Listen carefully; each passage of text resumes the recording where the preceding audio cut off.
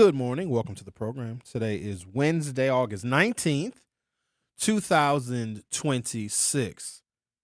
It is literally one of my biggest pet peeves, and I know that you all know because I bring it up frequently. Quite honestly, I bring this situation up more frequently than I need to. I really can't stand when people just disregard their garbage and their trash anywhere on the street, in someone's yard. Just no respect whatsoever for somebody else's property, no respect for keeping where you live clean. It's horrible. And it says a lot about that person. But also, I can tell a lot about a person by how they feel about what some may think is a situation that's trivial. Oh, they just threw a wrapper out of the car window. Oh, what's the big deal? The window just blow it away. For some reason, every piece of trash that has ever been thrown out of any window of any car or anything that's ever been thrown on the ground ends up in my yard. I don't know how it happens, but if anything ever gets thrown outside on the ground in the city of Milwaukee, it ends up in my yard. It ends up against my back fence, and it's horrible. It's horrible.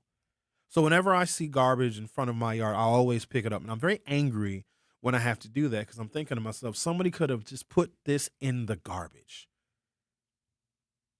Sometimes garbage carts, you guys have those neighbors where they don't really know when garbage day is. They just leave their garbage carts just out every single day of the week. And if I see garbage, of course, I'll put trash in, even in my neighbor's yard, because that makes the block look ugly.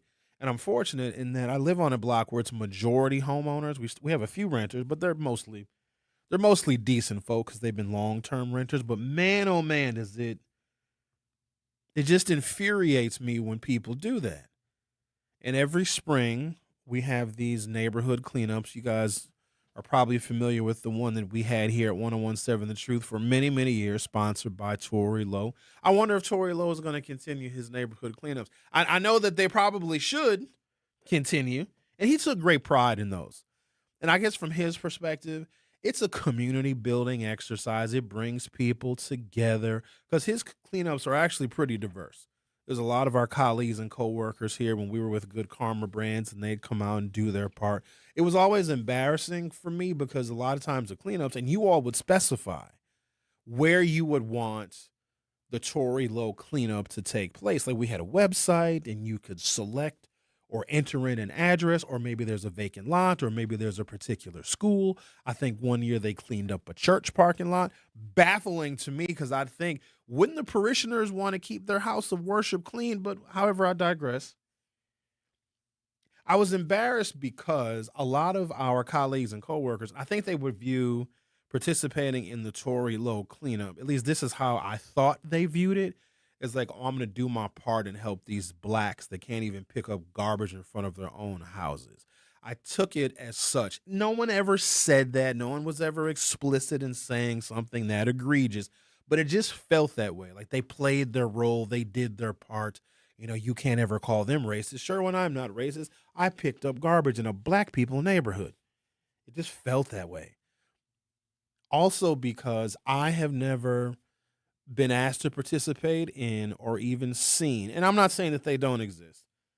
I have never been requested to clean up garbage in Brookfield or Franklin or Oak Creek or River Hills. We're having a River Hills neighborhood cleanup because all this garbage out here in River Hills that tends to pile up after the winter snow melt. I've never seen it, but there's something about us. And I also could say, all right, it's more densely populated in the city of Milwaukee. There's more people. And obviously, if 1 out of 1,000 people litter, that's still 600 people throwing garbage on the ground. But 1 out of 1,000 is actually a very low number, but it seems to be concentrated in particular neighborhoods. And it oftentimes seems to be the neighborhoods that are, let me just say, of color. So it's very frustrating to me because it's very, very preventable. But I also think that if you get to know a person, that you're talking to them or whatever, and maybe you hang out with them socially, like you go and do things with this person, you don't really know them until you go to their house and see how they live. And what I have found is that Some people live in total squalor. Have you ever gone to somebody's house and you just don't even want to sit down? Now, I'm not naming names. Xavier says yes, he's seen people that live like that. We all do. And the part that always gets me, I'm going to make a much larger point today, and I am going to talk about the festival that took place at Brown Deer Park where they left. It was a black festival, and they left it an absolute mess. Like all of the trash, all of the food, all of the cups and containers from what was supposed to be, and for all intents and purposes, it was a safe and fun event, but they left their garbage all over Brown Deer Park. This was an event that they planned starting back in the wintertime, and it just took place, I believe it was last weekend. And there's a news story on how much garbage was left, and they had 6 or 7 different event organizers. I guess it's a pretty big event that they have annually at Brown Deer Park, but the story is about like they didn't pick up any garbage. I'm going to quote the story in a little bit. One of the event organizers said, well, by the time the festival ended, it got dark and we couldn't see the garbage anymore. So essentially, we just left it there. So then a number of volunteers had to come and pick up the garbage from Brown Deer Park. And one of the volunteers was just giving their account of just how disgusting it was. Like they found soiled underwear. Oh, it's so bad. It's so bad. And I'm thinking to myself, isn't this very similar to the garbage that we see just throughout the city of Milwaukee? And I'd like to believe that if you go somewhere else, and I don't know if these people live in Brown Deer now, I'm assuming that some of them do, maybe some of them don't. But if you live in a place where it's routine for garbage to be thrown on the ground, and maybe you participate in it because you might be thinking to yourself, well, everybody else throws trash on the ground. I think I'm going to do the exact same thing. But if you're going somewhere else, if you're going to a public space, if you're going to a green space, if you're going to a park, and Brown Deer Park is beautiful. In fact, they've got one of those PGA golf courses, in fact. So I got a soft spot for Brown Deer Park. I grew up at that park. I played at that park. When I built my model rockets, me and my dad would go launch my model rockets at Brown Deer Park. I would hang out with my friends at Brown Deer Park.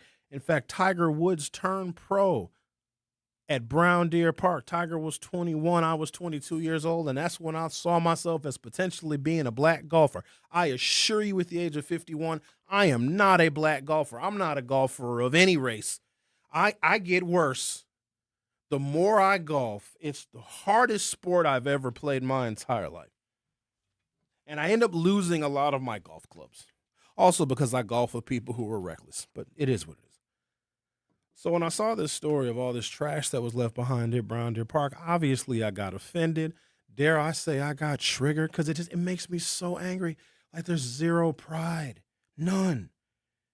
If I'm having an event in a park that's used by everybody, we pay a lot of money to maintain these parks now. A lot of the property tax money got to maintain the parks. We got to spend extra money to keep the damn parks clean. This is horrible. This is embarrassing.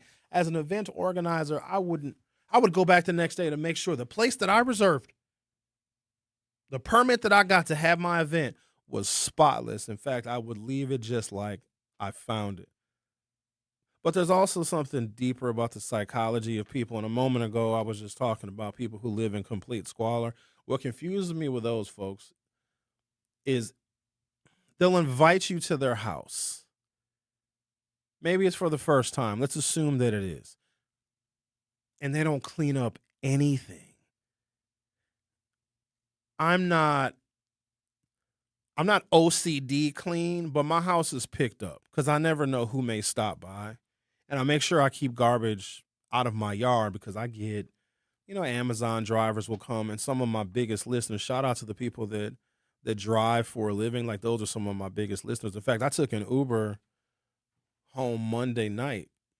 And the guy that picked me up, I get in the vehicle, he had 101.7 tuned to his radio. He knew who I was. Kind of embarrassing for me, but, it's cool. So I make sure that my yard doesn't have garbage in it because the last thing I want is somebody's making a delivery to Sherwin Hughes' house and I got Frito-Lay bags on my yard. It just, that kind of stuff bothers me. So I make sure I keep my yard clean. It doesn't mean I'm happy about having to go pick up somebody else's soda cans and beer bottles and little half pints of Seagram's gin, but I do it just to give the appearance that I try to keep my yard a little bit clean because, people will talk about you. They got a fascination with talking about me, boy. I've been called everything you could imagine. A Republican, a liberal, not often a liberal. I've been called gay. That happens pretty frequently. I've been called mean. You name it, I get called it. Mean? Oh, sure. Oh, Sherwin, why you so mean to Bob? Just sit. I've been real patient with Bob lately. Now I'm just letting Bob just take all the rope he needs to hang himself. You're the nicest man I know. You must know some awful people. But if I'm having somebody come to my house for the first time, that is as clean as my house is probably going to be for a long time because I want them, first of all, to feel comfortable. I can't feel comfortable if somebody's house is disgusting. And I don't want someone to think, oh, I went to Sherwin's house and it was gross. I don't want that. Like, that's the least that I could possibly do. Like, that's respect, obviously, for myself, how I live. But then also, if I'm showing you my home, like, I might get down to clean the baseboards. You know what I mean? Because some of y'all find dust everywhere. And it also depends on who's coming over. Some of y'all, I don't care. But I'm never going to have a sloppy, disgusting house. But I've also realized that those people that might throw trash on the ground just have a total disregard for a particular type of cleanliness. You also have to worry about, like, their personal hygiene. So that's a whole nother conversation we should have at some point. But it seems that how someone lives, their home, because you know the people that will invite you into their home and there's dishes in the sink, the bathroom, not the bathroom. You got to clean the bathroom. Bathroom and the kitchen, got to keep it clean. Bedroom, that's okay because you can just close the bedroom door. Because sometimes I got clothes on the floor. I'll take care of that later. But, bathroom got to be clean. Kitchen has to be clean. Common areas got to be clean. Living room is relatively picked up. I vacuum the floors. I got little hardwood floors, but I got some carpet. I keep all that stuff done because you never know who might come over. You understand it? But people who live in complete and total filth that are okay with throwing trash on the ground when they're anywhere, doesn't matter where they're at. That's how they feel on the inside, I've come to realize. If your surroundings are full of just mess and garbage and chaos, a lot of times internally, their head is also very discombobulated. They're very disorganized mentally. You can tell a lot about a person, not just by how they live, but the space they invite you to. Because if I'm inviting you or if somebody is inviting you, there's a time in which you are expected. Hey, everybody come on over Sunday at 4:00. It's Wednesday right now. So if I'm inviting people over to my house Sunday at 4:00, I got 4 whole days to clean the crib up. But then when people arrive and my house is a mess, that's probably a reflective of just like how I feel on the inside. Now, I know I said a whole bunch, but I'm going to be connecting a bunch of things. I'm going to take a break. When I come back, I'm going to talk about this community festival that took place at Brown Deer Park. And for all intents and purposes, at least according to the article, it was a successful festival.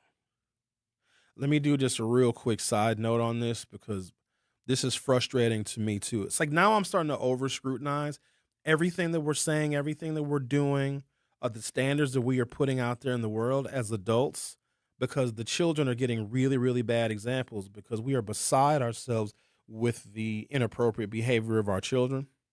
And I'm wondering where they're getting some of this stuff from. I know exactly where they're getting it from.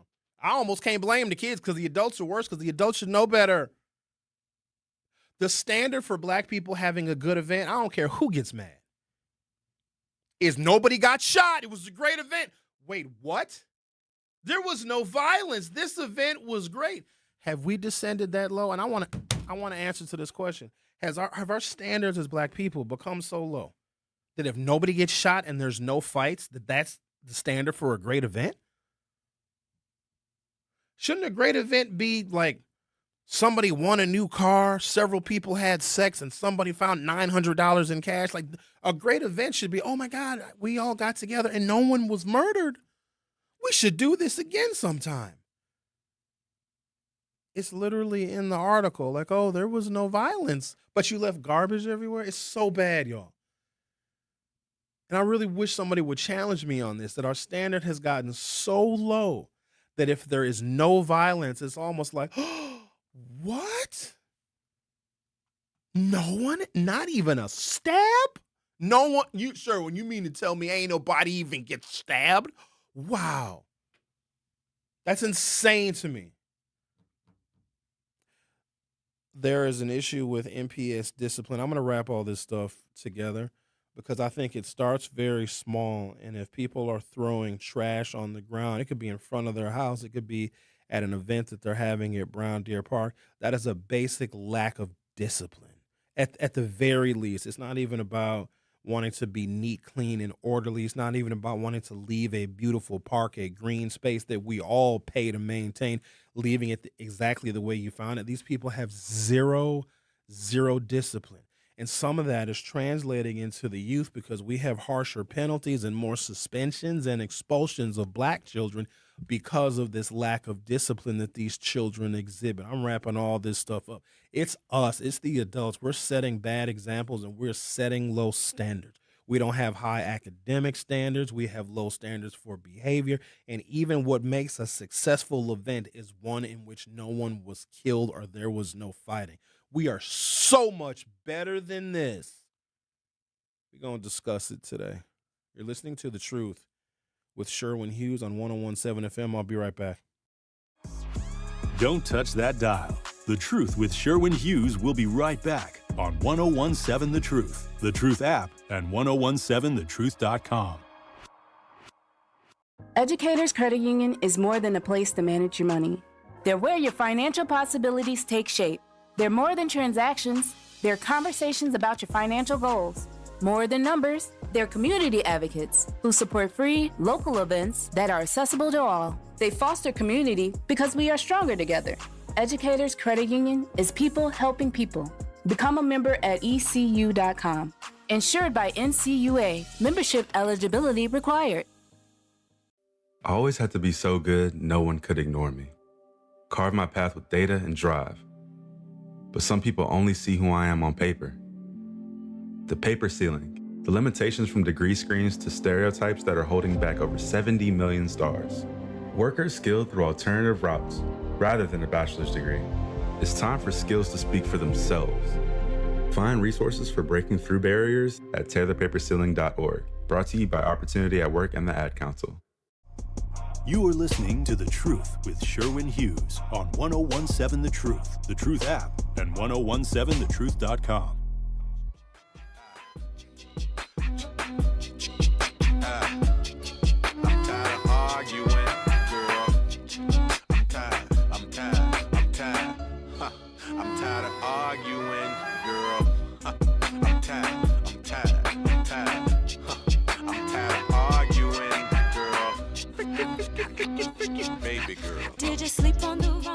A Milwaukee Community Festival, it says.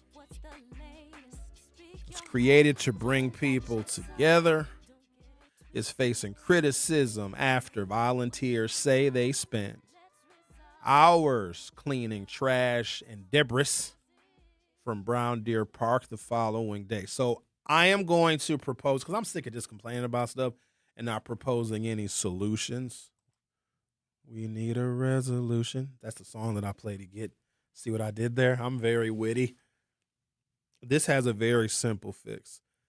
Now, I'm going to get into the details of the story, but if you reserve a picnic area at any Milwaukee County park, and I'm speaking from Milwaukee County because I don't really care about Waukesha County. They can handle Waukesha things, and Washington County can handle Washington County things. I also know that I'm not reading stories in the Milwaukee Journal-Sentinel about parks in Waukesha County or Washington County or Ozaukee County where there's a whole bunch of trash that's left after the white people have a 4th of July festival. So I'm going to talk about Milwaukee County, if that's okay with the court. If it pleases the court. Because somebody has to get the permit, you have to pay for the permit. I think you even need like a separate alcohol permit if you want to have drinking. At least that's how it used to be. You'd buy a permit and then you pay this fee, and it allows you to rent areas, picnic areas in Milwaukee County parks. But then once you have the liquor permit, you can bring beer and wine, whatever the case may be. But either way, somebody's got to be responsible for that permit. Somebody signs off on it. Somebody says, oh no, this is my event. I'll pay the fee. I'll sign the permit. If trash is left behind, the person who signed the permit, the person who's saying, oh no, I'm responsible, this is my event. And if they leave trash, oh, we'll clean the trash up, but you're going to pay for it. If it costs, I don't know, you paid 10 people $20 an hour, That's $200 per hour, 10 people making $20 an hour, and it takes them 10 hours to clean up. You're going to get a bill for $2,000. That'll get your mind right. Or we will suspend your park permit privileges until you pay that $2,000. Oh, you don't want to pay it? You don't want to pay because I don't know if you can write a citation for that. But how about this? We'll find out where you live. We'll put it on your property taxes. So you can have an event at a park, but if you don't clean it up, it's going to get cleaned up, but you're going to pay for it. I think that that's a simple solution because it's so much easier to even bring your own trash receptacles, because one of the event organizers said they asked for additional like garbage like bins and they didn't get the bins, but they were provided with trash bags. That's good enough. And because you don't have actual bins doesn't mean you just throw the garbage on the ground. It is so frustrating because this behavior is so low level, yet we as people and as a community want so much. We require so much. We ask for so much. We need more services and we need more resources. And I don't doubt that at all.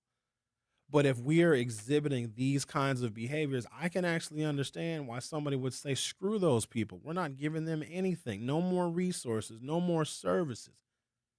And these are adults. These are not children, because I looked at the pictures. These is grown folks. Some of them got more gray than me, and that's a lot of gray.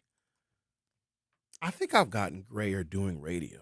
Be careful, Xavier. It'll gray you up pretty fast not dealing with these people that be calling and texting in and stuff. You know, it's funny. I have a couple gray hairs that started popping up on top of my head. That's all right. Embrace them. You earned them. Yeah, I'm looking forward to being a silver fox. Ain't nothing wrong with it. I'm telling you what this summer has been. I'm going to write a book about this summer. Oh, yeah? Oh, sure. It's been that legendary? 9.7 out of 10. Huh. It's been a pretty good summer for me, too. Yep. Not as wild as last summer. You can't have wild summers every summer. You know what I mean? You need a couple chilled out, laid back summers, because then you appreciate the wild ones even more. Because if wild is your default, you know what I mean? Because then you got to go further and further and further and further and more extreme. And then next thing you know, you're in prison. Yeah, you're true. That's true. Now, one of the people behind the Friends and Family Fest is acknowledging organizers could have done better, while also saying they did not simply pack up and leave the mess behind. See, the event took place over the weekend in Brown Deer Park and was peaceful and successful, according to Family and Friends Fest organizers. Organizers stressed they spent months planning the Milwaukee County Parks and attained all the proper permits to conduct the event. Just a little side note on that. And do not get this Family and Friends Fest confused with Truth Family Fest, which will be taking place this Saturday at Riverside University High School from 11 a.m. until 2 p.m. And we're going to be there from 11 to 2, and they're going to be broadcasting and have all the vendors are going to be there and all the resource tables are going to be there. It's going to be many, many different things. Come on out. We're going to have some entertainment. Someone might be dancing. I don't know. Someone might be doing the inchworm and breakdancing. I don't know what's going to happen. You never know. But I promise you this.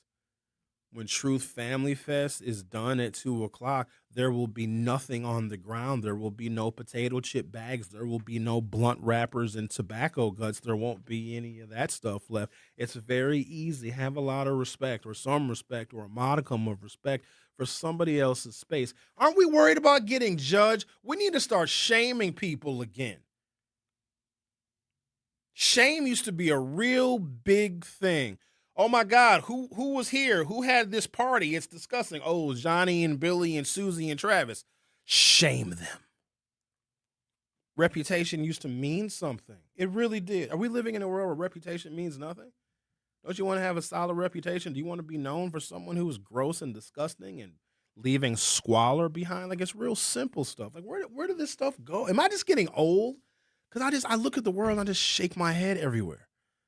You know, why are people doing? We're living in the late stages of capitalism. Oh, here you go. The late stages, early stage, mid stage. They ain't got nothing to do with somebody not finding a garbage can. I don't care if it's early stage socialism, communism, Taoism, religiousism. I don't care what it is. Put the garbage in the garbage can. It's the simplest gesture. You know what I'll do sometimes? If there's no place to throw away any garbage, I just keep it in my pocket till I get home. Or I put it in the car. I got all sorts of little cubby holes in the Tesla. I was like, oh, I don't have anywhere to throw this away. I just put it in a cubby hole in the Tesla. And then I get home and I open up my City of Milwaukee trash bin. I think somebody switched my trash bin with their trash bin, because where I live, you put it on like by the sidewalk, put it by the curb, not in the street, but you put your garbage bin, and then the garbage men come mysteriously on whichever day they choose, and they come and get your garbage. And sometimes my bin is not exactly where I left it. It's like a house down sometimes, or it's in front of my neighbor's driveway, and I can tell that the bin is not my bin because my bin didn't smell bad. The bin that I have now is disgusting.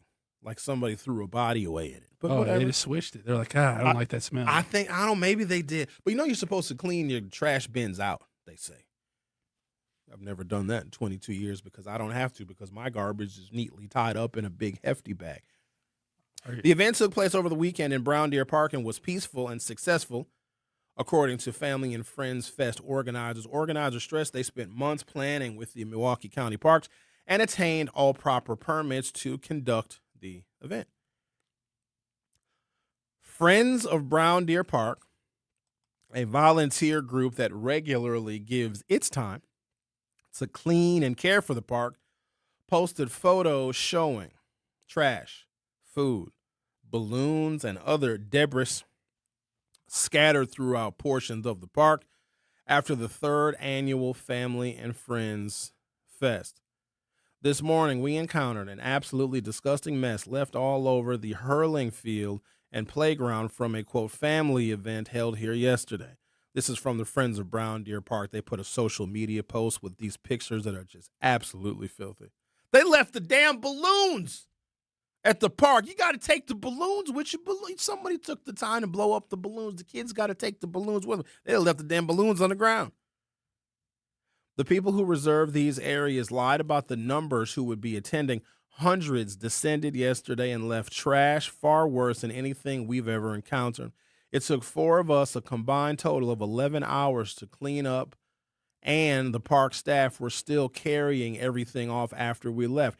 The group made some attempt to bag the trash, some of the trash, but the entire area was littered with balloons, hot coals dumped in multiple places on the grass, metal and wooden stakes, plates, cups, most plastic cups smashed to create shards, utensils, liquor, beer bottles, cans, games, clothing, including soiled underwear, confetti, and more. They drove cars all over the field and through the playground, including the mulched areas under the equipment for children. An unbelievable amount of food was thrown all over. The final thing to note is how much unopened food, snacks, beverages, and party supplies were also left behind. This group must have plenty of money to throw away along with their trash. And they show these pictures. It is so embarrassing. What is this right here? What is this? What is this? Is that a whole propane tank?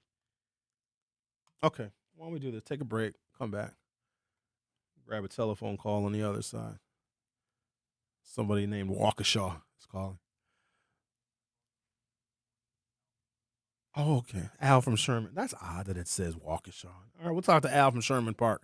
Al from Sherman Park, I hope you keep Sherman Park clean, because Sherman Park it's not always spotless now, because if you have Sherman Park in your name, Al, you better be out there making sure it ain't no blunt wrappers out there, buster.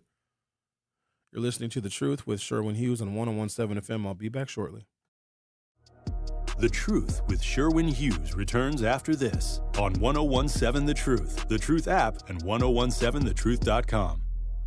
It's National Sandwich Month, the perfect time to celebrate what Cousin Subs does best: great sandwiches. Since 1972, we've been making subs with fresh baked bread, sliced meats and cheeses, and ingredients prepared fresh when you order. Whether you're craving a classic favorite, something grilled to order, or a deli fresh creation, there's a Cousin sub made for every taste. Celebrate National Sandwich Month with a sandwich made the way it should be. Cousin Subs. We believe in better. I'm Chris Jackamick. I served in the United States Air Force and I deployed 3 times. So in 2017, I was serving as an Air Force First Sergeant. Our motto in that role is my job is people, everyone is my business. But unfortunately in that year, I would lose my own brother, Lance Corporal Adam Jackamick, to suicide. The majority of veteran suicides are from guns. I store my weapons securely, not only for myself, but for my family. Store all your guns securely. Help stop suicide. My service never stops. Brought to you by End Family Fire and the Ad Council. And here's Heather with the weather. Well, it's beautiful out there, sunny and 75, almost a little chilly in the shade. Now, let's get a read on the inside of your car. It is hot. You've only been parked a short time and it's already 99 degrees in there. Let's not leave children in the back seat while running errands. It only takes a few minutes for their body temperatures to rise, and that could be fatal. Cars get hot fast and can be deadly. Never leave a child in a car. A message from NHTSA and the Ad Council. Babes, what are you doing? What? I'm just mowing the lawn. No, it's blazing hot and dry out here. Don't you remember? Smokey Bear says. Avoid using power equipment when it's windy or dry. Where'd you learn this? Oh, it's on SmokeyBear.com with many other wildfire prevention tips. Right. Thanks, honey bear. 'Cause remember, only you can prevent wildfires. Brought to you by the USDA Forest Service, your state forester, and the Ad Council. When a warrior faces adversity, he fights through it. He finds a way. Freedom isn't free. Rolling strong. Belief. Believe you can, and you will. Wheelchairs for Warriors provides mobility solutions to veterans and first responders injured in the line of duty. Join the mission and visit wheelchairsforwarriors.org. You are listening to The Truth with Sherwin Hughes on 1017 The Truth app, and 1017thetruth.com.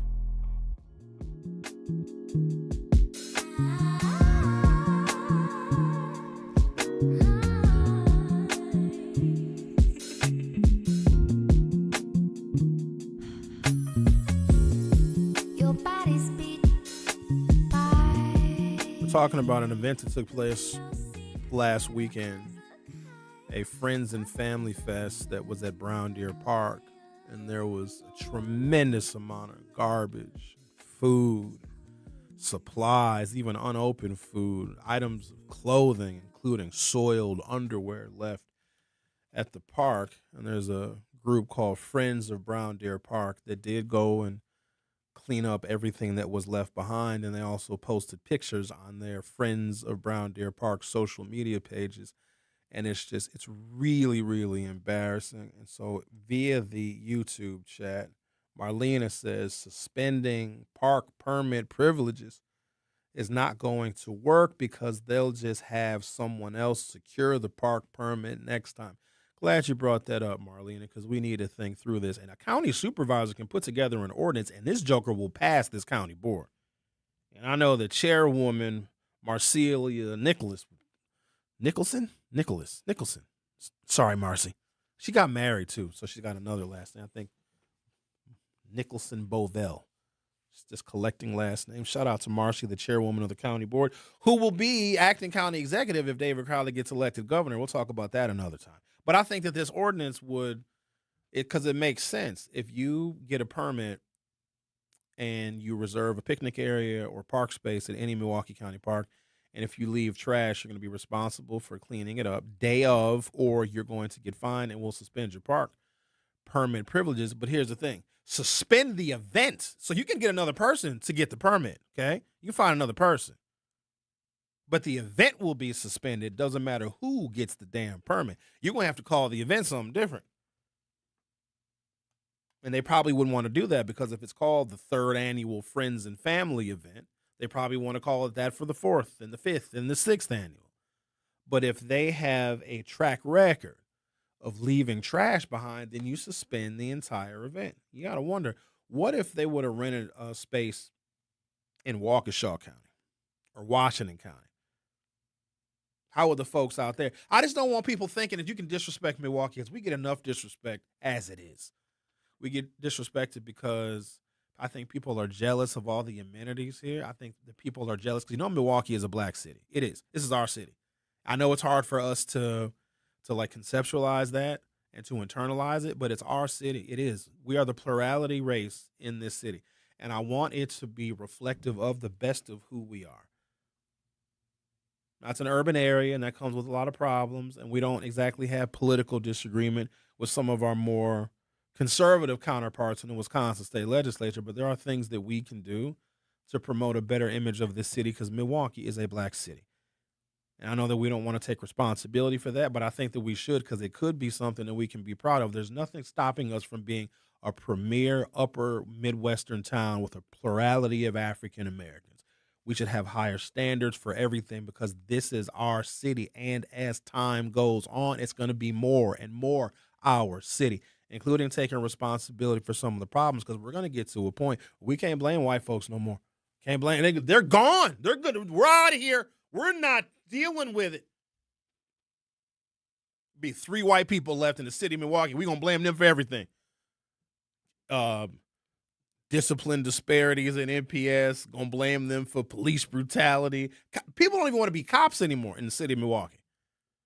Pretty soon we're going to run everybody away, and it's going to be us. We're going to find them 3 white people. We're going to blame them for everything. Separation, segregation, racism, slavery. And when the last 3 white people leave, who we going to blame then? I guess we'll have to start blaming the light-skinned blacks. Xavier, you're on deck. Let's talk to Al from Sherman Park. Hi, Al from Sherman Park. How are you? Hey, how you doing, Sherwin? I don't know what you laughing at, buddy. Ain't nothing funny today, Jack. Don't blame Xavier. Not yet. Soon. Hey, you gotta be petty like me and paint your house numbers on your trash can. And then you see it down the street, you go grab it. That's how petty I am. People sure do that. That's right. I always thought it was kind of tacky, but you call it petty. Fair enough.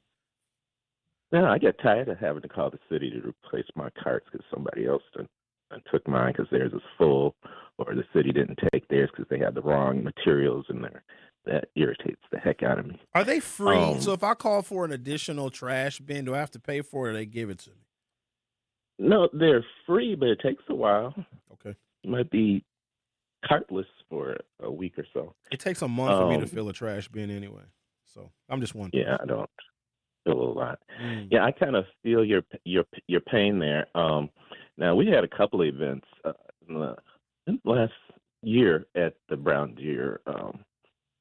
What was it, the boathouse, and then we had a birthday party at the golf clubhouse. But we always clean up, especially when we had a family event. We're picking up our trash, cleaning up the tables, putting it in the garbage, and nobody leaves until that's all picked up. So I think it's a matter of pride and discipline. And one of the things I think that we're being sold in our community is that pride and discipline is a white thing. And I think it's nonsense because when you hear stories about people complaining you can't wear bonnets and slippers and do-rags to class, that's not our culture. Our culture is not lack of discipline, but we've been told by others that our culture is lack of discipline and pride and civility. I reject those messages. I don't know. What's your thought on it? I hope that we don't equate cleanliness and discipline with them because they, in some cases, are filthier and less disciplined than us. It's just that they get away with it. So I really hope we don't think that being clean and cleaning up after yourself and having pride in space is something that's associated with them folks, because them folks are the wrong example. But I don't know. It could be. I do know when it comes to appearance, because I come from an era where it doesn't matter what you did, you left the house looking at least halfway decent because you never knew who you were going to run into. And my parents used to tell me, because I used to go to the mall a lot, and I'd pick out any old clothes to wear to the mall because I didn't care. My parents were like, you ain't going to the mall looking like that. Somebody we know might see you, and they're going to think poorly of us. You ain't going to embarrass us. And I always made sure I had money in my pockets. My parents thought I was going to steal all the time. I don't know why that was. But no, there's pride in appearance was always something that was held very, very high. And I look back at some of this old civil rights footage, Al, where our heroes and our ancestors knew that they were going to get beat and bludgeon and sometimes even kill, but they still wore their Sunday best. You wouldn't catch a black woman out there in 1963 going across the Edmund Pettus with her hair in rollers. She got her hair done. She had her pearls on. She had on her heels, about to march to her death. We had so much pride in who we were. It seems like some of it is gone, and I say we bring it back. And I don't know how we bring it back and instill it in the young people, because I think there is something that tells us as long as we're rebellious, we're proud black folks. But sometimes rebellion is, we still need to have some pride in our rebellion. How about that? You can rebel and still have pride and civility and discipline. Okay. So anyway, the part that I don't get about trash is people throwing the diapers out in the street, and then the liquor bottles. What is that about? I'll go up every week and I'll find at least 2 or 3 liquor bottles thrown up on the sidewalk. Crown Royal, beer. I don't get it. Anyway, have a good day. You too. Thank you very much. The other one is, I want y'all to be mindful of this, because the trash that you see is reflective of what is actually going on. So diapers, gross, right? Thank God I don't see those very often, because I'd have a fit. But baby wipes. You guys ever just see like little cloth baby wipes? You know what that is? That's prostitution. If there are baby wipes, but there's no diapers, that is a woman of the night cleaning herself between clients. And the prostitution is not what you think it is, where it's just, I mean, sometimes the hoes be on a stroll. There's a street. It used to be Lisbon, and the hoes just be out there strolling. I think the hoes might still be out there early in the morning, late at night, winter, spring, summer, fall. Good. Oh yeah, it tastes good. No, it doesn't. You gotta be careful. But it'll just be a woman who'll just hop into a person's car, even on a side street. They're not always on main roads, and then they'll do their business, and then she'll clean up and just throw the baby wipe out on that's a biohazard, by the way. And whenever I see those, the profanity that comes out of my mouth, I was listening a little bit to the morning show, and they were talking about road rage. I have many different types of rages. I do have trash rage. I get angry, like, why y'all throwing this stuff in my yard? What I ever do to y'all? I get up early in the morning. I try to talk to the black folks. I try to level set. I try to demystify politics. Oh, wait until I get to this story about what the Trump administration is doing to reverse disciplinary policy changes at MPS. I had to read this story 3 times. I feel silly because this other day I was like, oh, well, Trump's president, nothing is different. Oh, it's about to change. You're about to see something exceptionally profound change in how black students are disciplined. This also leads us to our daily YouTube poll question. Are black students unfairly disciplined in schools?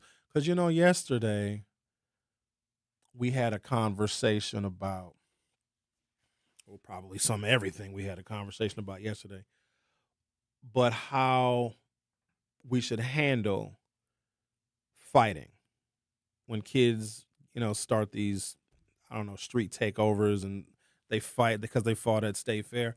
Some of the things that you all suggested were overwhelmingly harsh, the worst of which, and this is common whenever I talk about, okay, if black teenagers are causing a disruption, first and foremost, we're going to hear hold the parents responsible. So give the parents a ticket, which I suppose in some cases is reasonable.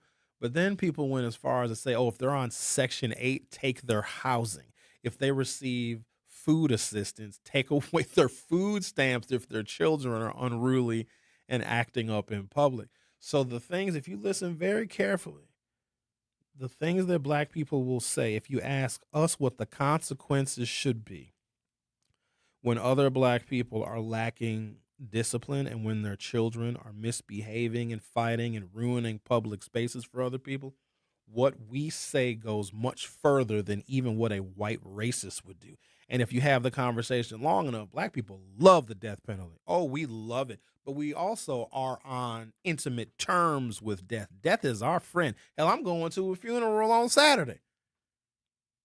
This be my third funeral I've been to in 8 months. So black folks die just on accident, on purpose, car accidents, heart attacks, you name it. I'm taking a break, come back, talk to Phil on the other side. I see you, Phil. We're going to get to you in just a second. The Truth with Sherwin Hughes will be back shortly. The Truth with Sherwin Hughes returns after this on 1017 The Truth app, and 1017thetruth.com.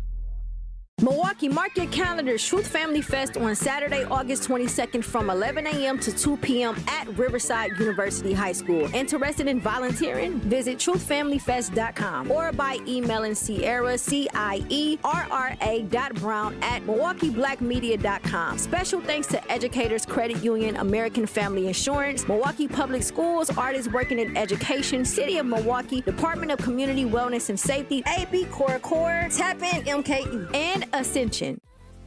Want to save money on energy bills? With free tools from We Energies, you're in control. Manage your energy use with easy tips, earn rebates on home upgrades, calculate your energy use, create savings goals, view and compare bills, and more.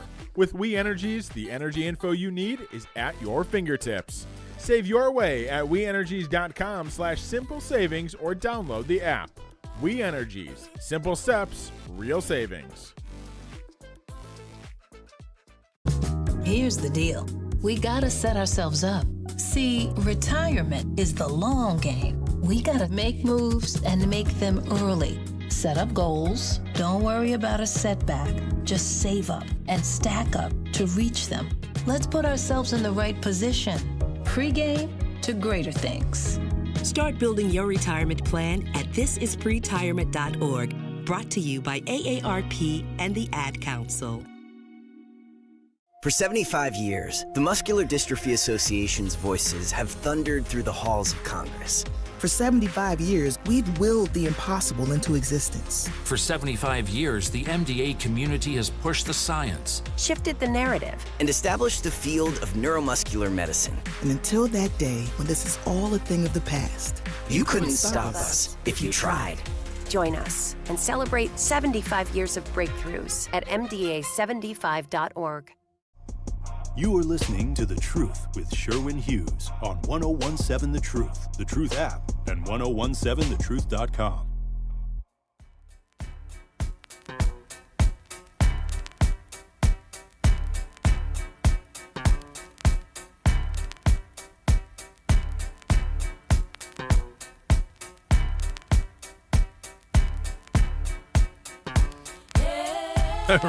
Reginald says, put the fire hoses on those disruptors. We went out to dinner for my brother's birthday on Sunday.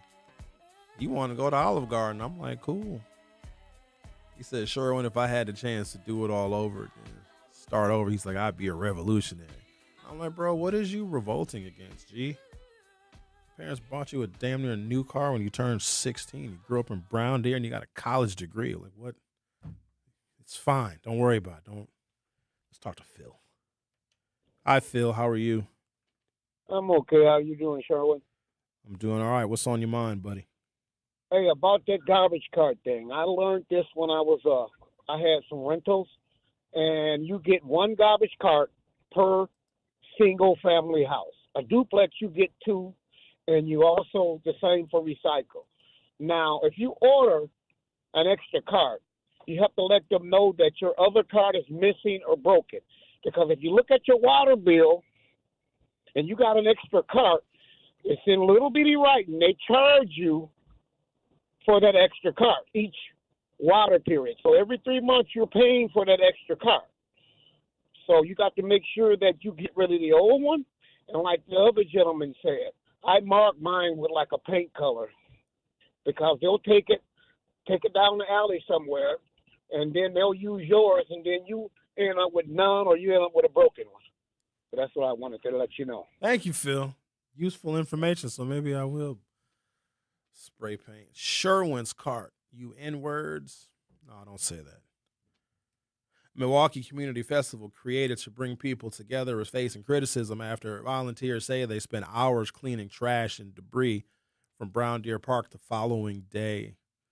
Now, one of the people behind Family and Friends Fest is acknowledging organizers could have done better, while also saying they did not simply pack up and leave the mess behind. I got a problem with that because that's zero accountability and responsibility for the garbage that they absolutely left, because there are pictures there. It's been photographed. It's been documented. It's like, oh, yeah, we could have did a better job. You know, it was getting late. It got dark. People started going home. Nobody wanted to clean up. Like, take responsibility for it. And this is a whole different conversation. Now, one of the people behind Friends and Family Fest is acknowledging organizers could have done better. Like, are you serious? Done better? Like, oh, yeah, we should have cleaned it up. And as the event organizer, because if your name is on the event, because, like, now I'm going to associate this event with just, oh, they're going to leave garbage behind. Let's see if we can squeeze Curtis in before we take a break. Curtis, you're on 101.7 The Truth. How are you? Hey, good morning. So I work for the city, and you are allowed 2 garbage carts per unit, and you can have unlimited recycling. You can order as many as you want. No charge. Really? Yes, sir. Thank you, Curtis. We got all sorts of information going on about the garbage carts. We appreciate you clearing it up for us. Hey, can I say one thing? Yes. For everyone listening, please do not put propane tanks or any combustible tanks in the garbage. I was blown up a couple weeks ago, and I would like you guys to at least not put that stuff in there. Thank you. Curtis, did somebody record that? I think I saw footage of you getting blown up. Yeah, it was everywhere, dude. Everywhere. Curtis, and it sounds like you're back to work right now. You on a garbage truck right now? I absolutely am. All right, Curtis, you be careful out there now. Oh, yes. I'll check everything now. I just want to share that information with everybody. Thank you. All right, thank you, Curtis. Yo, Curtis got blew up. Like, I saw the footage. It exploded. And Curtis, he on the truck today. He was like, you can't stop me with one blow up. Yeah, we played that footage on the morning show. Did you really? Yep. I saw him get blown up. Y'all ain't even right. Why y'all try to blow up Curtis? Curtis is nice. Curtis out here picking up y'all's garbage. Y'all try to kill Curtis with a propane tank. Don't you have to return the propane tank? Because isn't there a deposit? You can't keep a propane tank. What is happening? Curtis is like, I'm going back to work. I'm risking life and limb. Listen, shout out to sanitation workers, because if it was not for them. So when the garbage sanitation workers went on strike in Memphis, like, that was an effective kind of boycott, because you let Milwaukee go without sanitation workers for 1 month, it'll be Rat Rodent City. The Truth with Sherwin Hughes will be back for hour 2. The Truth with Sherwin Hughes returns after this on 101.7 The Truth app, and 101.7thetruth.com. Looking for fun, adventure, and family-friendly activities this summer? Discover Milwaukee's Urban Ecology Center with locations in Riverside Park, Washington Park, and Menominee Valley. Explore hiking trails, family programs, outdoor adventures, community events, and opportunities to connect with nature right in your neighborhood. Whether you're looking for a weekend adventure or a summer-long experience, Urban Ecology Center has something for everyone. Learn more and register today at urbanecologycenter.org. Nature is closer than you think. Wherever there's a need in our communities, there's a United Way, improving lives so everyone can thrive. Where more people can gain access to healthcare and nutritious food for their tables.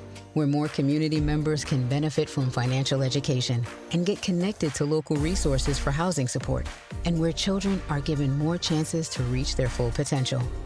Community is where we find our strength and where we share our hope. United is the way. Visit unitedway.org. Are people around me safe when I vape?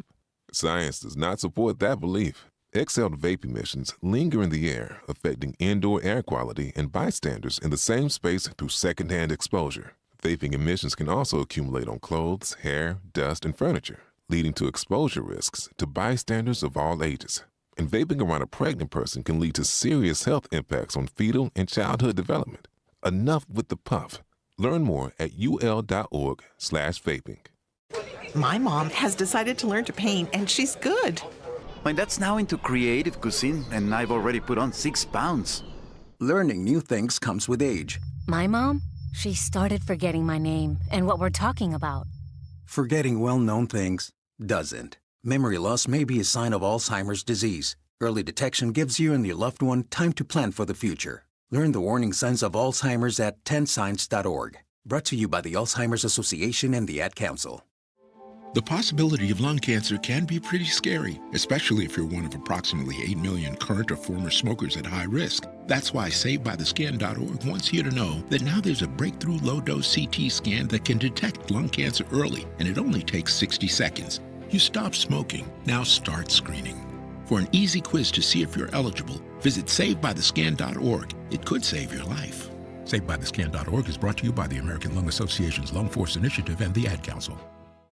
Reading aloud to children sharpens their listening skills, expands their vocabularies, and nurtures a lifelong love of reading. That's why Reading is Fundamental, the nation's leading children's literacy nonprofit, offers free monthly read-alouds by popular authors through its Rally to Read program. Visit rallytoread.org to watch the read-alouds and discover exciting reading activities for school and home. Visit rallytoread.org today. Milwaukee Black Talk lives here on 1017 FM and 1510 AM, W269DL Milwaukee, and WGKB Waukesha. This is The Truth with Sherwin Hughes on 1017 The Truth, The Truth app, and 1017thetruth.com.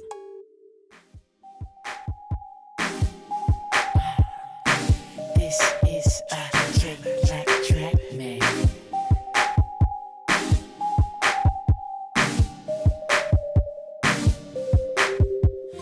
Can't sit back and let this moment slip away.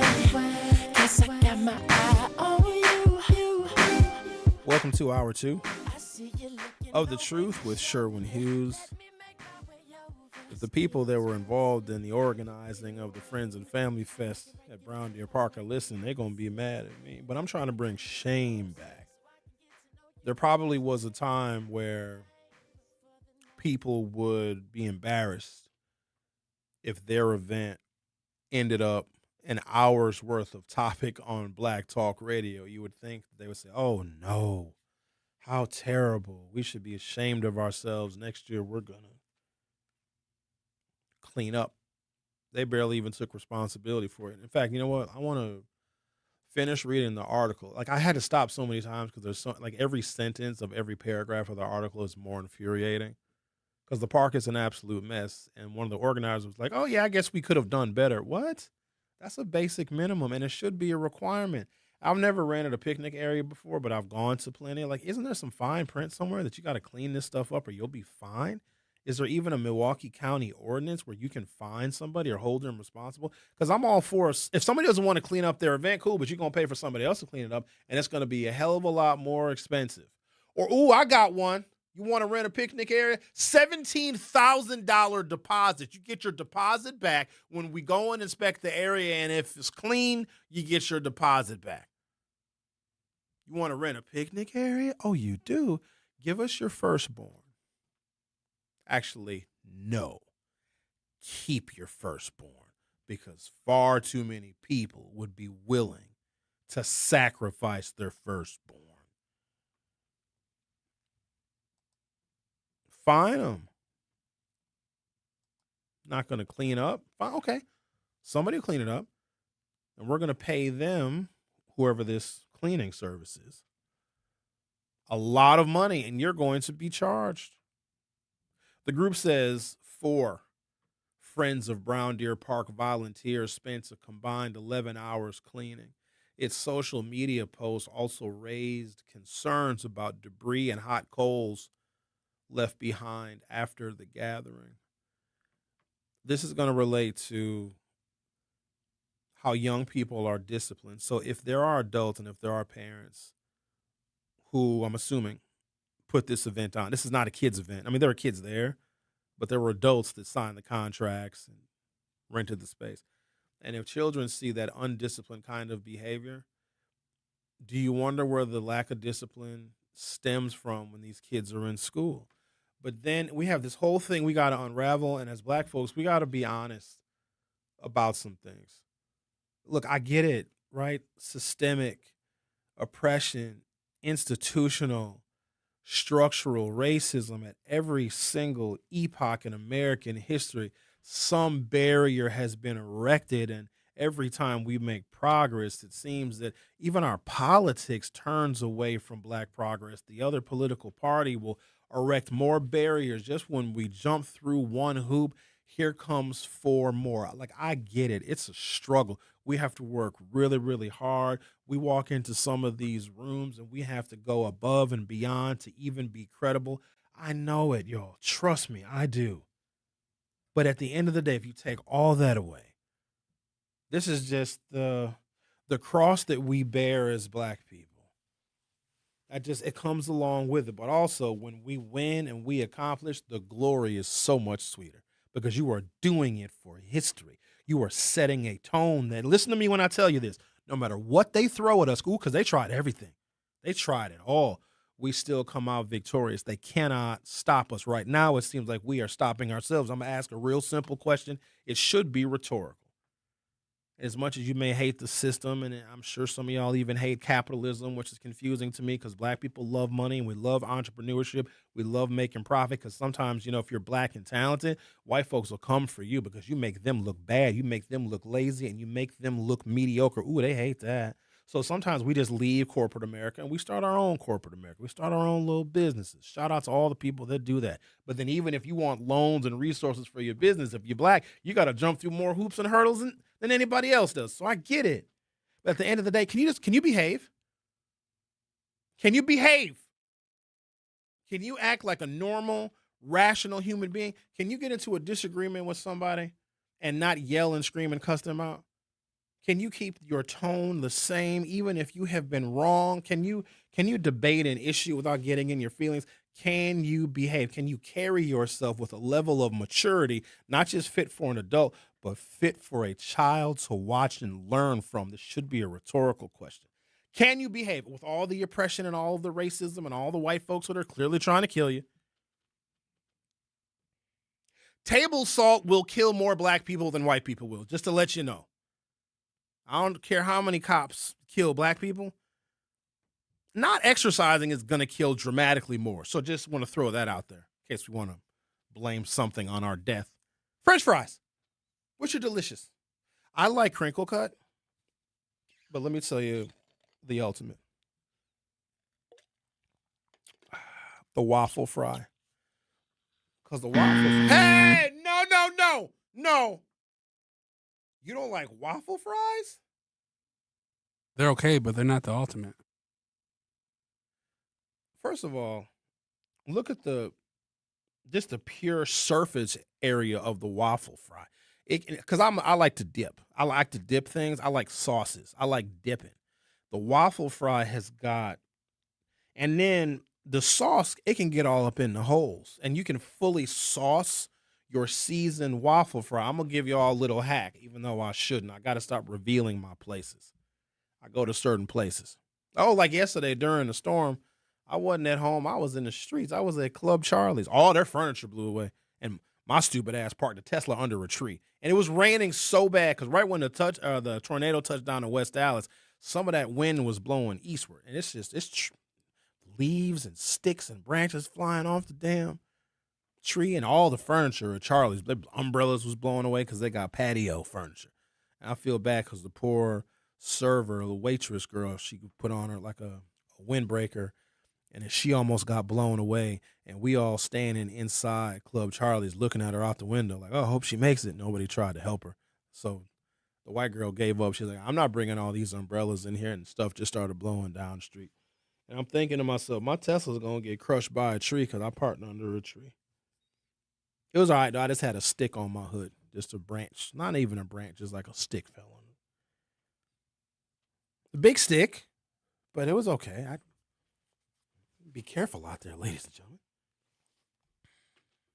Luis Vasquez. Is this him? He looks black. Let me look at his hair texture. We got to look at determining factors. So he looks Afro-Latino. Y'all confuse me with that. Black African American, black Afro-Latino, white Hispanic, white non-Hispanic. Listen, pick a side, y'all. Come on, why are you adding? Can we get back to the waffle fries just for a second? I don't like how you responded. So here's what you do. You go to, I can't say the name. We're also going to be starting back our segments with Visit Milwaukee, where I'm going to be forced to tell y'all all the fun places to go. But I got to separate. There's places that I know of that I'm familiar with that I think you all would enjoy, and I might promote and talk about those. But then there's the places that I go to, and I love y'all so much. You have no idea, rather, how much I love you guys, but I don't want to see you when I'm in the street. I don't. If I run into you, cool. But I'm not going to. You're not invited. Catch me if you can. If you see me out, you see me out. But I'm not telling you where I'm going. I learned that lesson the hard way. But there's a particular place that I believe has the best waffle fry one could ever get. Okay? It's supreme. It's a superb waffle fry. Now, here's what they do, though. They also have regular French fries, and then you can get truffle fries. I like truffle. That's next level right there. That's sophistication. And so here's what they have. They have the regular French fries, which are just like the regular, normal McDonald's cut French fries. They're mid.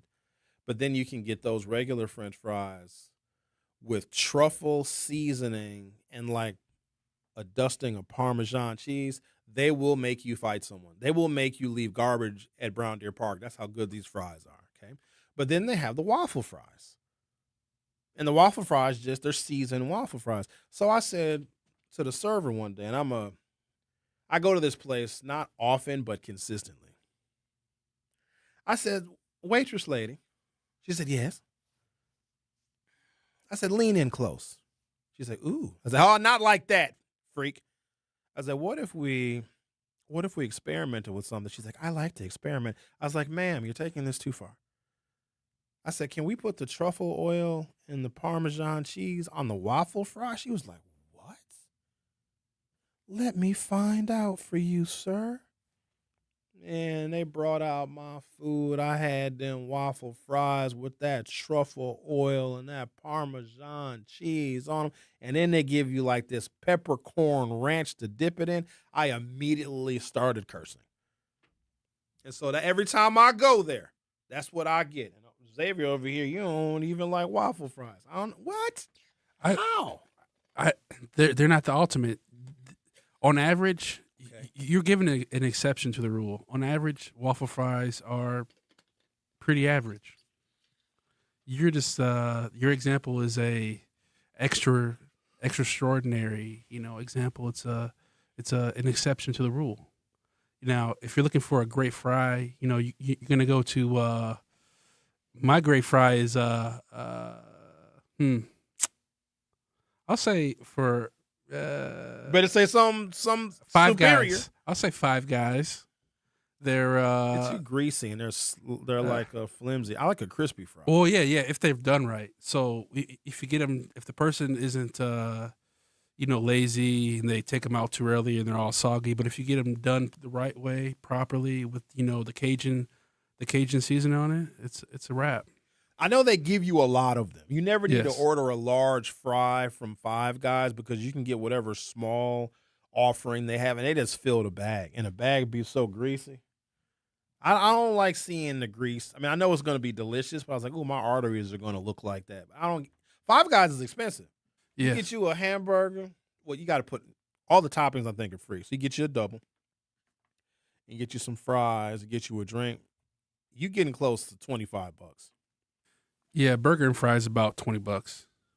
That's insane to me. I remember when McDonald's cheeseburgers were 39 or 49 cents.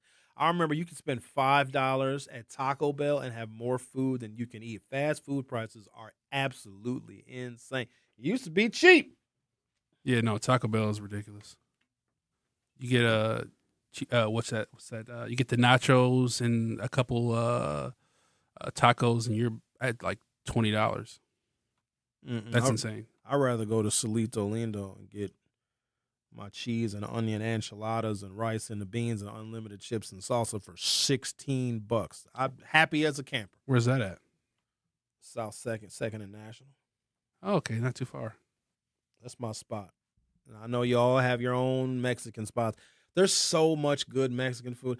I'm not a food truck person. Some of y'all swear by these food trucks. I guess there's one that's in Wauwatosa that's on like 68th and State Street. They park in front of there's two grocery stores, a Metro Market, and then there's a Mech, which used to be a Century. There's a taco truck. I don't like taco trucks because if you get sick, they can just drive away. Yeah. You know what I mean? You ain't going to find them no more. They'll just hop town on you. I like an established brick and mortar restaurant. I don't want my food out of a truck. You don't ever go to those taco trucks right over there, right off of Kilbourne, when they be playing the jazz by that place? You know what I'm talking about? Nope. Kilbourne. Yeah. I know they got a food truck. They got the Zocalo, the food truck park. I ain't never been over there. Oh, I'm talking about the one. Kilbourne. It happens on Wednesdays. Only on Wednesdays. They play jazz like right across the street from the Marcus Performing Arts Center. Nope. I'm not. My downtown. I'm only in the Third Ward. I don't really hang out nowhere else downtown. Well, yeah. Today it'll be. They have it during the afternoon. They have a whole bunch of food trucks and jazz playing and stuff. Aren't we due for a night market? Yeah, pretty soon. I didn't get an email today, so I don't think there is one. It's because they canceled last month, right? What month is this? It's August. I think they canceled July, so we should be due for a night market. Are you gonna go? Or are you afraid they're gonna be fighting? Which only happened one time. Yeah, right. No. I've been in night market for a long time. They fought at every night market damn near last year at the end. Always girls. No, I'm not. I asked y'all to do one thing for me. I asked y'all not to fight at Bastille Days. Who fights at a French festival? You think the French people, because it's their revolution, you think if somebody going to be fighting at Bastille Days, it's going to be the French people. According to our caller, the night market is tonight. Look at that.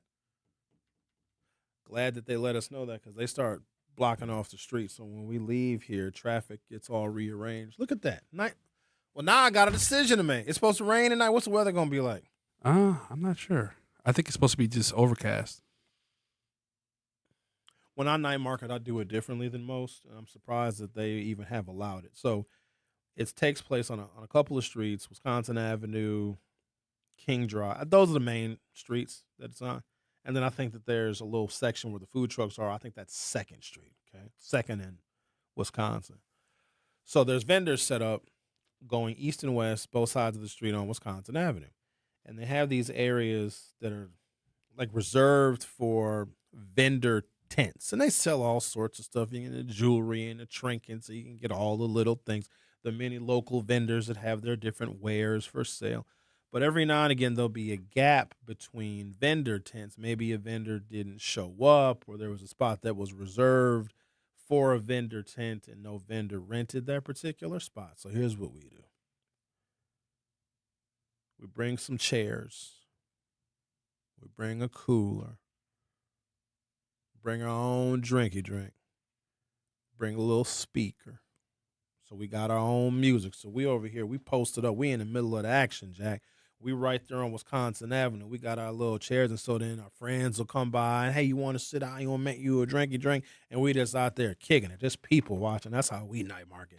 Probably frowned upon, but I didn't see anything that said I couldn't do all that stuff. And then we will come in here to Good Karma Brands because they got the ice machine. So if we need more ice for the cooler, we just come upstairs and we get the ice. And then we go back down to the streets. I don't know. That's probably frowned upon now. I ain't see no signs. You got to tell me explicitly. If I don't see a sign, then I'm going to do what I'm going to do until they decide they want to come up with a rule to prevent me from having fun. Because of Sherwin Hughes, you are no longer allowed. But also, you can't keep track of it because the 3rd Street Market Hall is packed. Because you got people that are in here that'll buy drinks in here and then take them out there. I'm just bringing my own. I'm bringing my Tito's and my mixers. Got to have your seltzers. Got to have a little Mio. Bring you a little Crystal Light. Bring you a little cranberry juice. You got to have your own little drinky drink. You be dug in there, huh? You already know. Just Jeez. right. Sit there for just hanging out, kicking it, relaxing. Really? Oh, yeah. Just watching people. Yeah, was it last year? What year is this? This is 26. I don't think I went much last year, but in 2024, the Truth used to get VIP access because they got a little VIP, little courtyard over by the Federal Building. And so we would start there, and then we would migrate over to our little area we had reserved. But that was back when the Truth had strong representation. Now everybody is scattered, so we don't. It wasn't quite the same after last year, after they started disbanding our group. Just started firing people quitting. When did you start here, Xavier? What year? I started here, 23 maybe? No, like 24? at the beginning of 25. So hell. Or yeah, or maybe the end of 24. You just got here, basically. Yeah. I mean, when I first started here, I was just doing the sports stuff. So I wasn't even meant to be producing the shows. I was just only doing the sports stuff. But here I am now. Look at that. Now you made it to the top. Yeah. All right. Take a break, come back. There are some documented disparities in how black students are disciplined in the Milwaukee public school system. And it seems there is documentation and data that shows if you look at the race of the student, the disciplinary action taken against them is different, with race being a variable, meaning if a white student commits an offense and a black student commits the same, this is where it gets gray, or similar offense, the black student is much more likely to be suspended or expelled. And this is documented. So it shows an actual racial disparity in discipline. So I'm going to give you the statistics of how many black students there are in MPS, at least when this consent decree was created. A consent decree, basically a lawsuit saying you got to change your ways because it's unfair and it's racist, and we can prove it with documentation and data that the district is unfairly and more punitively punishing black students, and you have a certain amount of years to clear this up. This actually started with the Obama administration. His Department of Justice and his Department of Education noticed some of these disparities in discipline with MPS, and they required them to clean it up. Well, now that Trump is here, the district will be able to go back to unfairly disciplining black children, because I'm going to leave you with this, and I'm going to take a break. We're going to get into it. But also, I'm trying to talk about where the lack of discipline comes from. And if you got a bunch of adults throwing garbage in a park, trust me, that stuff can have an influence on the kid, right? Because picking up garbage is a matter of discipline. It's not just cleanliness. It's not just respect. It's discipline.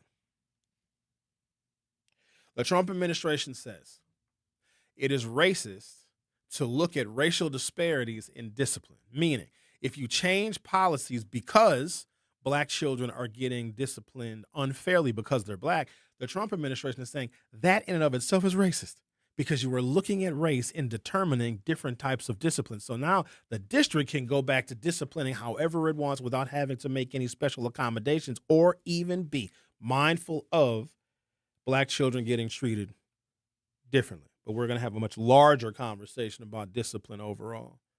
And why are black children getting disciplined at all in school? Shouldn't they just be behaving? Or are you guys going to make up excuses for why they're not? The Truth with Sherwin Hughes. Will be right back.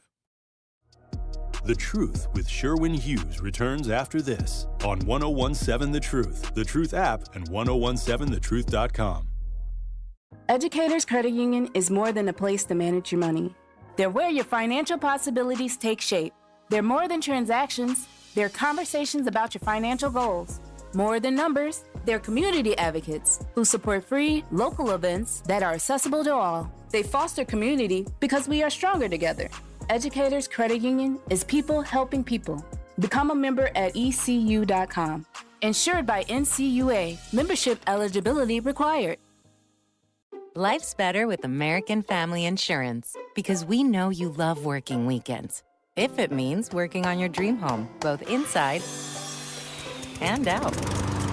And we're here to help protect those dreams so you can enjoy peace of mind. Save up to 40% when you bundle home and auto. American Family Insurance. Get a quote and find an agent at amfam.com. Products, pricing, and availability vary based on the way you purchase insurance and by state. Some exclusions apply. American Family Mutual Insurance Company, SI, and its operating companies, 6000 American Parkway, Madison, Wisconsin. We asked parents who adopted teens to share their journey. When I met both of them, it was like my missing pieces were found. Like it was just like an instant, these are my kids. If you're considering adopting a teen, just do it. Kids need families. I don't care the age, everybody deserves a family. Learn about adopting a teen from foster care. Visit adoptuskids.org to learn more. A message brought to you by Adopt US Kids, the U.S. Department of Health and Human Services, and the Ad Council. Not completing high school is more of a social thing than it was an academic thing. Even though all these years have passed, I still had that longing to have my diploma. At age 30, Carissa finished her high school diploma. If you're even considering getting your high school diploma, you can do it. No one gets a diploma alone. If you're thinking of finishing your high school diploma, you have help. Find free adult education classes near you at finishyourdiploma.org. That's finishyourdiploma.org. Brought to you by the Dollar General Literacy Foundation and the Ad Council. Hear that? That's the sound of your life. Perfectly imperfect. Beating in rhythm to the world you've created. But every time you drive after drinking, the music gets drowned out. Your life sounds pretty great. Don't let a buzz ruin it. Buzz driving is drunk driving. Don't drive buzzed. A message from NHTSA and the Ad Council. Doctors Without Borders is delivering life-saving medical care where it's needed most in communities around the world. From bandaging war-wounded patients in Sudan to providing clean drinking water in Haiti, we're in more than 70 countries worldwide, bringing patients from sick to recovering, from emergency to aid, from crisis to care. This life-saving care is made possible by a global movement of supporters like you. Thank you. You are listening to The Truth with Sherwin Hughes on 1017 The Truth app, and 1017thetruth.com.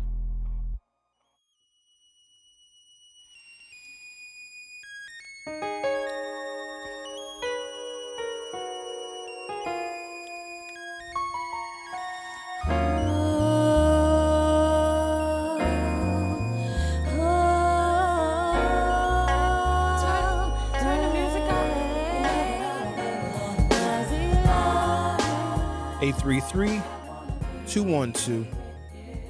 1017 833-212-1017. That's our phone number if you want to call. I guess you could text, but I have no idea where the text messages go.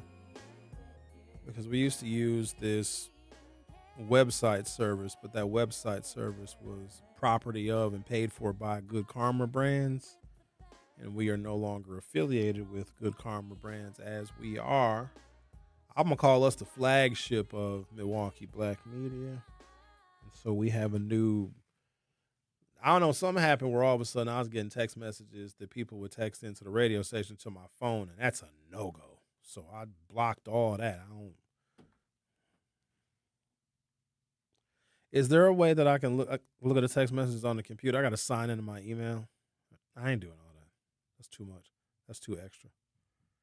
Nearly 16,000 students have been suspended in Milwaukee public schools this school year. And what year is this? 2024.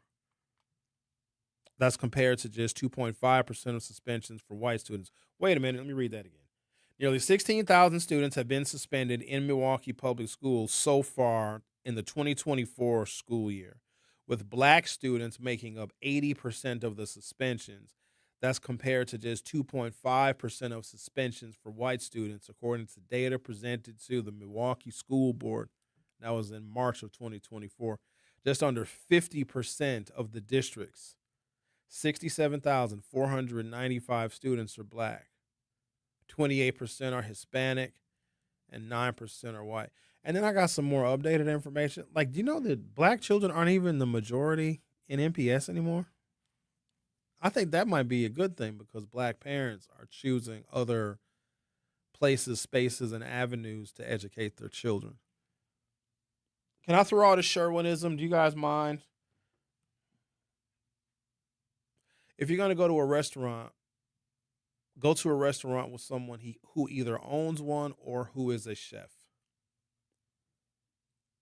If you're going to go check out art, to an art museum or to an art exhibit, go with an actual artist. if you're going to go to a live music event, a show, maybe a small venue, maybe a big venue, go to a music event with an actual musician, because people that are in those respective industries have superior taste because they know it. Okay, go to a restaurant. Ask the chef where he eats. Go there. When restaurant owners, because all restaurant owners, I mean, they eat their food, obviously, but they don't always eat at their restaurants. They have their favorite restaurants, and it's usually something exquisite. If you've been in the restaurant business for 30 years, I trust your judgment on where I should go get some food, okay? They even show you, like, different ways, how you order stuff. Ordering stuff is not always just off the menu. It's a whole bunch of different things. Oh, Sherwin, if they have this and they have this, and then you can combine this and they'll make this. I'm like, can you do that? Oh, at a restaurant like this? Absolutely. They expect you to almost customize because they want you to have the best dining experience ever. I was like, no sugar, honey, iced tea. Send your kids to school where teachers send theirs. I hope that makes sense. Ask an educator, not even what schools they recommend, because they might recommend a school just so you send your kids to the one they recommend. No. Ask them where their kids were educated. In fact, you know what? If you all have any interactions with or run into someone who is a teacher or a retired teacher, especially a Milwaukee public school teacher, ask them where they sent their kids to school, and what you will find is that a great number of them did not and would not send their kids to MPS. And you have to wonder, if you are an educator, if you are in the industry and you are trained and educated in education, you know some things about schools. And because teachers and administrators, they know each other. They talk. That's right. Principals and assistant principals from all over the place. They share ideas. They share best practices. Here's what screwed us when we got rid of phonics. Now they do this thing where kids just look at a word and they memorize the word without knowing the breakdown of how, when you have an E at the end, the vowels are long. Like, they don't even do that no more. I don't even know how any of these kids can read. So when I say that our children are not on grade level, they're not even teaching them the proper mechanics. We used to have a workbook. Remember the phonics book? It was separate. Had like newspaper pages to it. Take out your phonics book. We're doing phonics. They don't do phonics no more. Just make them memorize the order of the letters in the word. It's so sad. Just under 50% of the district, 67,495 students are black. 28% are Hispanic, and 9% are white. So what are the rest? Asian? Dominican? About 14% of the students who have been suspended in the 2024 school year are Hispanic, according to NPS. 80% are black that have been suspended. John Jagerman, District Discipline Manager. Ooh, what kind of job is that? Hi, what do you do for a living? I'm the MPS District Discipline Manager. Oh, you're a warden. John Jagerman, District Discipline Manager, said total suspensions in MPS are up 6.9% through February of 2024, or about 900 additional suspensions. Those numbers could include students who have had more than one suspension, Jagerman said during a Committee on Parents and Community Engagement meeting. Jagerman did not respond to further questions from Wisconsin Public Radio, and that is where this article appears. Administrators have given monthly suspension updates since September of 2020, following an investigation by the U.S. Department of Education's Office of Civil Rights that found MPS had disproportionately suspended or expelled black students. So before I get into more details about that, I'm going to take a break, come back. We're going to dive in real deep. Why can't they behave? Are they disturbed? Do they have anxiety? I'm serious here, because somebody needs to do a deep dive and some critical thinking. Like, why can't? Are they bored? Are they in the wrong grade? Are they so far behind that they have no comprehension of what is going on and their behavior is reflective of that? Because isn't it worth at least from our perspective, the administrators and the teachers, they have a different perspective. But as a community that is relying on this district to educate our children, at least so they can be prepared for work or prepared for higher education, because we're going to need a workforce. Now, damn it, I want Social Security. Now, I don't even know how much I'm going to get. I might get 3 bags of peanuts and some cotton candy. I don't know what I'm going to get for Social Security, but damn it, I want something. I know if I'm going to get Social Security, somebody got to be in the workforce working. They got to be paying into Social Security so Sherwin can get his check. And I can smell retirement. It's right around the corner. I don't know how much longer I'm going to be doing this. Count my money, see how long. Because I don't want my life to outlast my money. Sherwin need to die before the money run out. You know what I mean? Because I ain't trying to be 72 years old being a Walmart greeter. And I'd be a terrible Walmart greeter because I wouldn't even greet y'all. Take a break, come back. I'm going to try and figure out what's happening, y'all. Like, why can't the kids behave? The Truth with Sherwin Hughes on 101.7 FM. We'll be right back. The Truth with Sherwin Hughes returns after this on 101.7 The Truth app, and 1017thetruth.com. I'm Sherwin Hughes, and I know the power of Stars and Stripes Honor Flight firsthand. As someone who's been on an honor flight, I can tell you it's a day you'll never forget. Stars and Stripes Honor Flight gives our oldest veterans who served in any location in June of 1975 or earlier a free one-day trip to Washington, D.C. for veterans. Airfare, meals, a coach bus tour, and special flight apparel are all included. It's a day of honor, gratitude, and camaraderie. Veterans who served in the Vietnam or Korean War go to flysshf.org and ask for an application.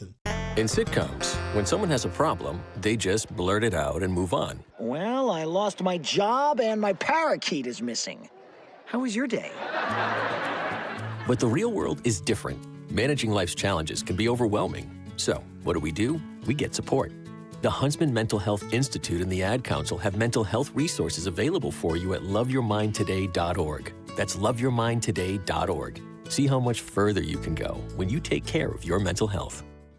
For 250 years, our armed forces have bravely served America.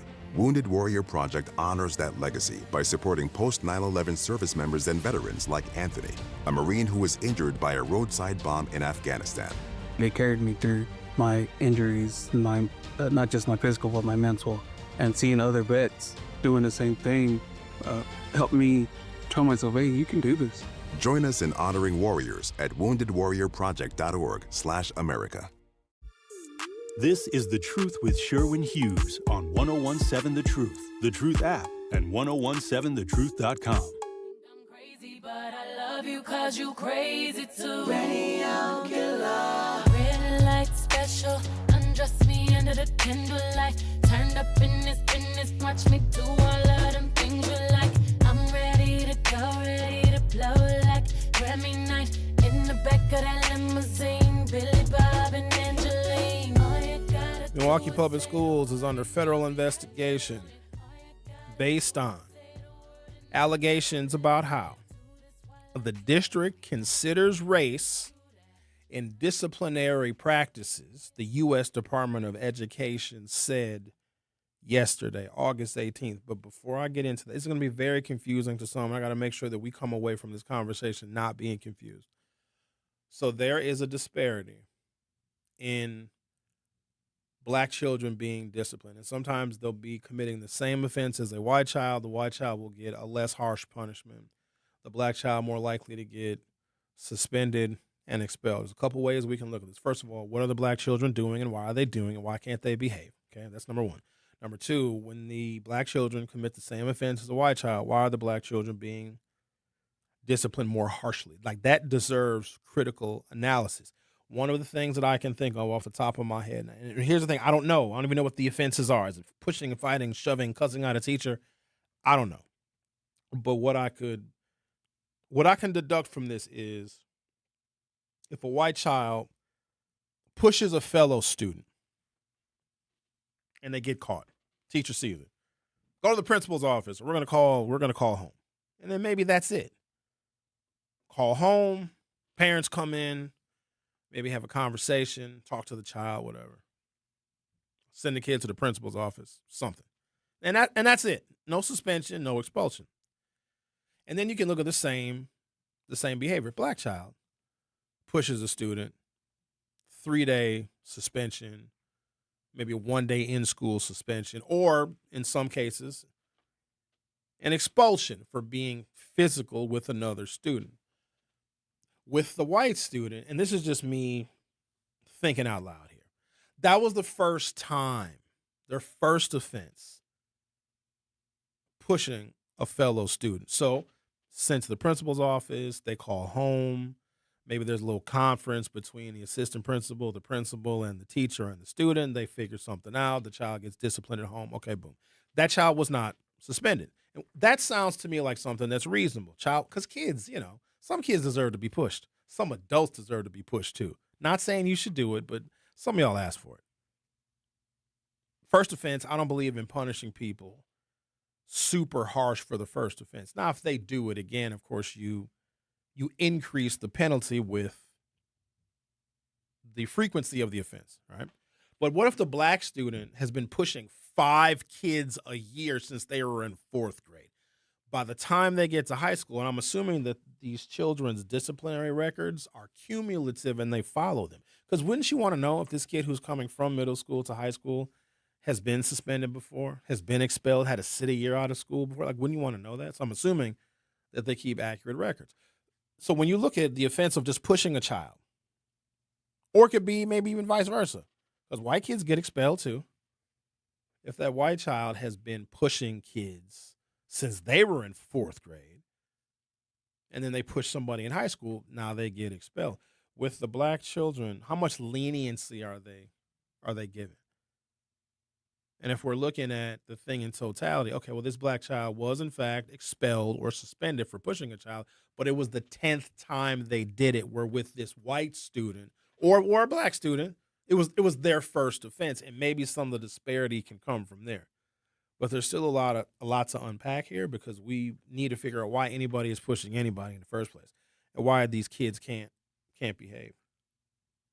Right? Let me give you a few more little hardy details, because what the Trump administration is proposing is that MPS can absolutely go right back to suspending and expelling kids with no respect to any kind of racial disparity. And I assure you, in some cases, yes, because this child is black and there's an understanding or a stereotype or a generalization that black students are more dangerous and they're more violent, even though we don't do a lot of school shootings. We really don't. We'll shoot you after school, but at least black students respect the fact that, hey, this is a place for learning and maybe a little fist fighting, but we don't bring guns into the school. It's also because it's really hard to get a gun into a black school. The story I've told 1,000,001 times. This goes back to the crack era in Detroit, Michigan, where there was an expectation because of all of the problems and the plagues of the crack epidemic, which I think we look back at the crack epidemic and now we make it seem like it was way worse than it actually was. It wasn't. I mean, yeah, there was crack, but when we look back on the crack era, now like, oh, it's responsible for all the social ills in America. No, it wasn't. Crack wasn't that prevalent.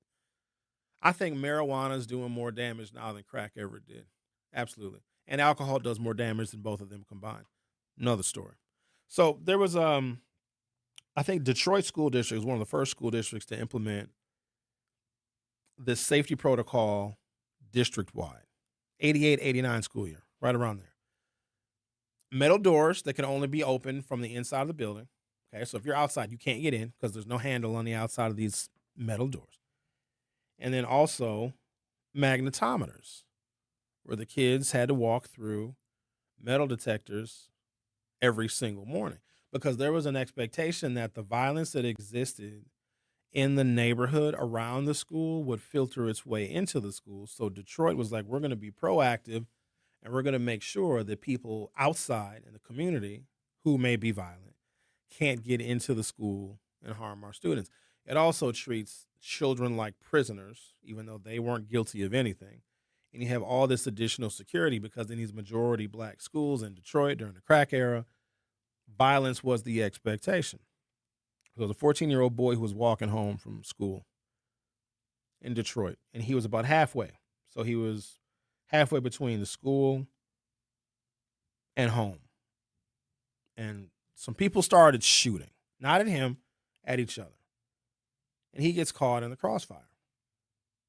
And so this child who's 14 years old, has nothing to do with these folks that are shooting, runs to the safest place that he knew, and it wasn't home. It was actually back to the school, which I always found fascinating because the heavy amounts of security that have been placed in majority black schools, and this is going back almost, 35, 40 years, because there's an expectation that black people in black neighborhoods and black communities and black schools will be more violent. And there really wasn't, there's not the kind of evidence in black schools that there will be school shootings like in white schools where they won't have magnetometers, they won't have metal detectors, they won't have those metal doors, even though the school shootings are much more likely out there. And here's the reason why. The veneer of whiteness is something that needs to be studied. I wish a college would offer a PhD discipline in this. Suburban schools don't want the appearance that they're dangerous, even though they are. Well, if we have metal detectors here, it's going to look bad.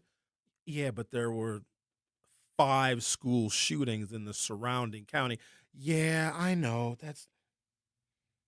That's unfortunate, but it'll just look bad. It'll look violent. It'll look like this isn't a safe place.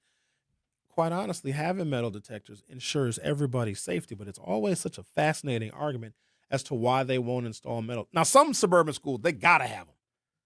Because them kids will bring grenades to school.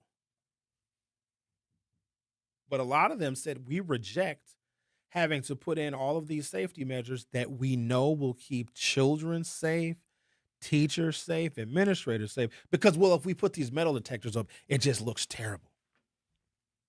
We didn't have them at Brown Deer until... So if you went to a basketball game, yep, you had to go through a metal detector because we would play surrounding city schools. And, you know, if there was like a preseason game or a scrimmage, them boys from Vincent came. You got to batten down the hatches. You know what I mean? As Vincent and Brown Deer are 1.5 miles apart, 2 miles apart. What time is it? 45. Take a break, come back. A few more details on exactly how bad it is. There's a major problem in how often black children are committing these offenses that get them suspended and expelled, and white children may be committing the same offense. We don't know the frequency of the offense. We don't know how often the black child who got suspended or expelled for pushing a kid, how many times they've actually pushed a kid. But it's something worth examining. And MPS was like, look, we're going to examine and have a culturally competent way of looking at why there's such a huge disparity. Less than 50% of the student body at MPS is black, but black children made up something like 80% of the suspensions and the expulsions. And that's embarrassing for the district. So the district was like, okay, we're going to look at, are we looking through a lens of whiteness, engaging and judging black children's behavior? Well, the Trump administration said you can't look at race at all. So go back to disciplining these kids the way you were that created the disparity. The Truth with Sherwin Hughes will be right back. Don't touch that dial. The Truth with Sherwin Hughes will be right back on 1017 The Truth, The Truth app, and 1017thetruth.com. National Sandwich Month is here, and Cousins Subs is celebrating all month long with exclusive rewards for Cousins Club members. Join Cousins Club today and unlock special offers, bonus points, and extra ways to earn rewards every time you order throughout August. It's our way of helping you get even more from your favorite subs. From classics to grill-to-order favorites and deli fresh subs, there's always something delicious to discover at Cousins Subs. Celebrate National Sandwich Month with Cousins Club and start earning rewards today. Cousins Subs. We believe in better. I'm Chris Jakovic. I served in the United States Air Force and I deployed 3 times. So in 2017, I was serving as an Air Force First Sergeant. Our motto in that role is my job is people, everyone is my business. But unfortunately in that year, I would lose my own brother, Lance Corporal Adam Jakovic, to suicide. The majority of veteran suicides are from guns. I store my weapons securely, not only for myself, but for my family. Store all your guns securely. Help stop suicide. My service never stops. Brought to you by End Family Fire and the Ad Council. And here's Heather with the weather. Well, it's beautiful out there, sunny and 75, almost a little chilly in the shade. Now, let's get a read on the inside of your car. It is hot. You've only been parked a short time and it's already 99 degrees in there. Let's not leave children in the back seat while running errands. It only takes a few minutes for their body temperatures to rise, and that could be fatal. Cars get hot, fast, and can be deadly. Never leave a child in a car. A message from NHTSA and the Ad Council. Babes, what are you doing? What? I'm just mowing the lawn. No, it's blazing hot and dry out here. Don't you remember? Smokey Bear says. Avoid using power equipment when it's windy or dry. Where'd you learn this? Oh, it's on SmokeyBear.com with many other wildfire prevention tips. Right. Thanks, honey bear. 'Cause remember, only you can prevent wildfires. Brought to you by the USDA Forest Service, your state forester, and the Ad Council. When a warrior faces adversity, he fights through it. He finds a way. Freedom isn't free. Rolling strong. Belief. Believe you can, and you will. Wheelchairs for Warriors provides mobility solutions to veterans and first responders injured in the line of duty. Join the mission and visit wheelchairsforwarriors.org. Here's the deal. We gotta set ourselves up. See, retirement is the long game. We gotta make moves and make them early. Set up goals. Don't worry about a setback. Just save up and stack up to reach them. Let's put ourselves in the right position. Pre-game to greater things. Start building your retirement plan at thisispretirement.org. Brought to you by AARP and the Ad Council. You are listening to The Truth with Sherwin Hughes on 1017 The Truth app, and 1017thetruth.com. I've been watching you from afar for as long as I can remember. You're all a real man can need and ever ask for, baby. This is love, girl. This is more than a crush. It was Harlem at the Ruckers. I saw you with your man. There is evidence of racial disparity, even within particular offenses. One of the most revealing findings from the 2021-2022 school year data involved the category of, quote, chronic disruption or violation of school rules. Black students received approximately 82% of roughly 1,500 suspensions issued under that category alone. That's important because disciplinary categories such as disruption, disrespect, and defiance can involve considerably more administrator/teacher judgment than offenses involving something objectively verifiable like possession of a weapon. Let's talk to Linda. You're on 1017 The Truth. How are you? I'm blessed. Thank you, Sherwin. And good morning to you and all the good black and white people of America. It's a great day in Milwaukee. Sherwin, as an educator, a black female educator, I am, just really heartbroken, but as a doctoral student, I am one that wants to do the research and find the answers, but I will say that pre-COVID time, that MPS was a failing school district, so post-COVID time, we see a bad situation that has gotten worse, where we know that, parents don't know how to read, and that goes several generations before this child. And today's black child, I feel there is even though children need rules, they need boundaries, they need discipline. Yes, they do, and they want it. But I feel that today's black child has so much on them, coming at them. You just described a typical, family that, probably poor, that, don't have no guidance. And just imagine a 5, 6, 7, 8, 9-year-old growing up in a environment like that with no, constructive guidance, what have you, and no safety for the child, male or female. And so you have these children today, my God. It would be a miracle for these children to survive and to become productive citizens of society. Having said that, I think that poverty is a social and a health crisis. at this time, because we don't talk about the Mexicans who had the brawl over the weekend. We don't talk about the crises of these young white males going into, that's recently escalating, by the way, going into black communities and mass shootings. Come on now. I understand that we are, looking at the one aspect here and there, the low reading, the low performance and all of this, but what are all of us doing? Because I feel like all of us are contributing to today's situation of the black child in the educational system, because we are not putting forth the response necessary as a community for these children. They don't have parents speaking up and speaking out for them. They don't even have officials speaking up and speaking out for them. And I'm not trying to give them a pass. I'm a disciplinarian and I'm a strict educator, but I also feel after 28 years of teaching that, and on different levels, elementary, middle, and high school, that children, we put so much on them, man. We really do. We really do. And all they want to do is be happy and successful. How we get them there, I think a lot of external variables contribute to their distractions and their downfalls.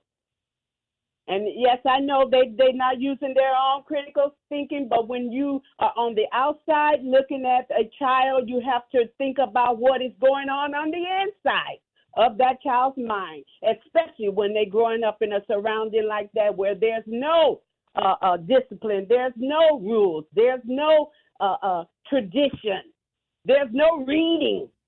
Come on now. Okay. It's too much on these kids. Thank you. Thank you, Linda. All right, I was just going to let her say her thing. I wasn't going to interrupt her. Poverty's not an excuse. We have been way poorer and behaved better. Black standard of living has never been this high in the history of our existence in this nation. We have more money, make more money, have higher incomes, have more disposable income, and still can receive benefits where now you can be 150%, 175%, and 200% of the poverty line and still qualify for all sorts of assistance. Poverty is not it. Let me tell you what it is. Now, there are some families that they can't take care of the kids that they got. Or some women can't take care of the kids she got, can't feed the kids, can't keep control and keep track of the kids she got. You got to have an abortion. You can't have the baby. You can't take care of the kid. What? You all know that we can't save some of these kids. Can't save them. Can't save them. And that's the truth. Talk more about that in Hour 3 of The Truth with Sherwin Hughes. Will be right back. Don't touch that dial. The Truth with Sherwin Hughes will be right back on 1017 The Truth, The Truth app, and 1017thetruth.com.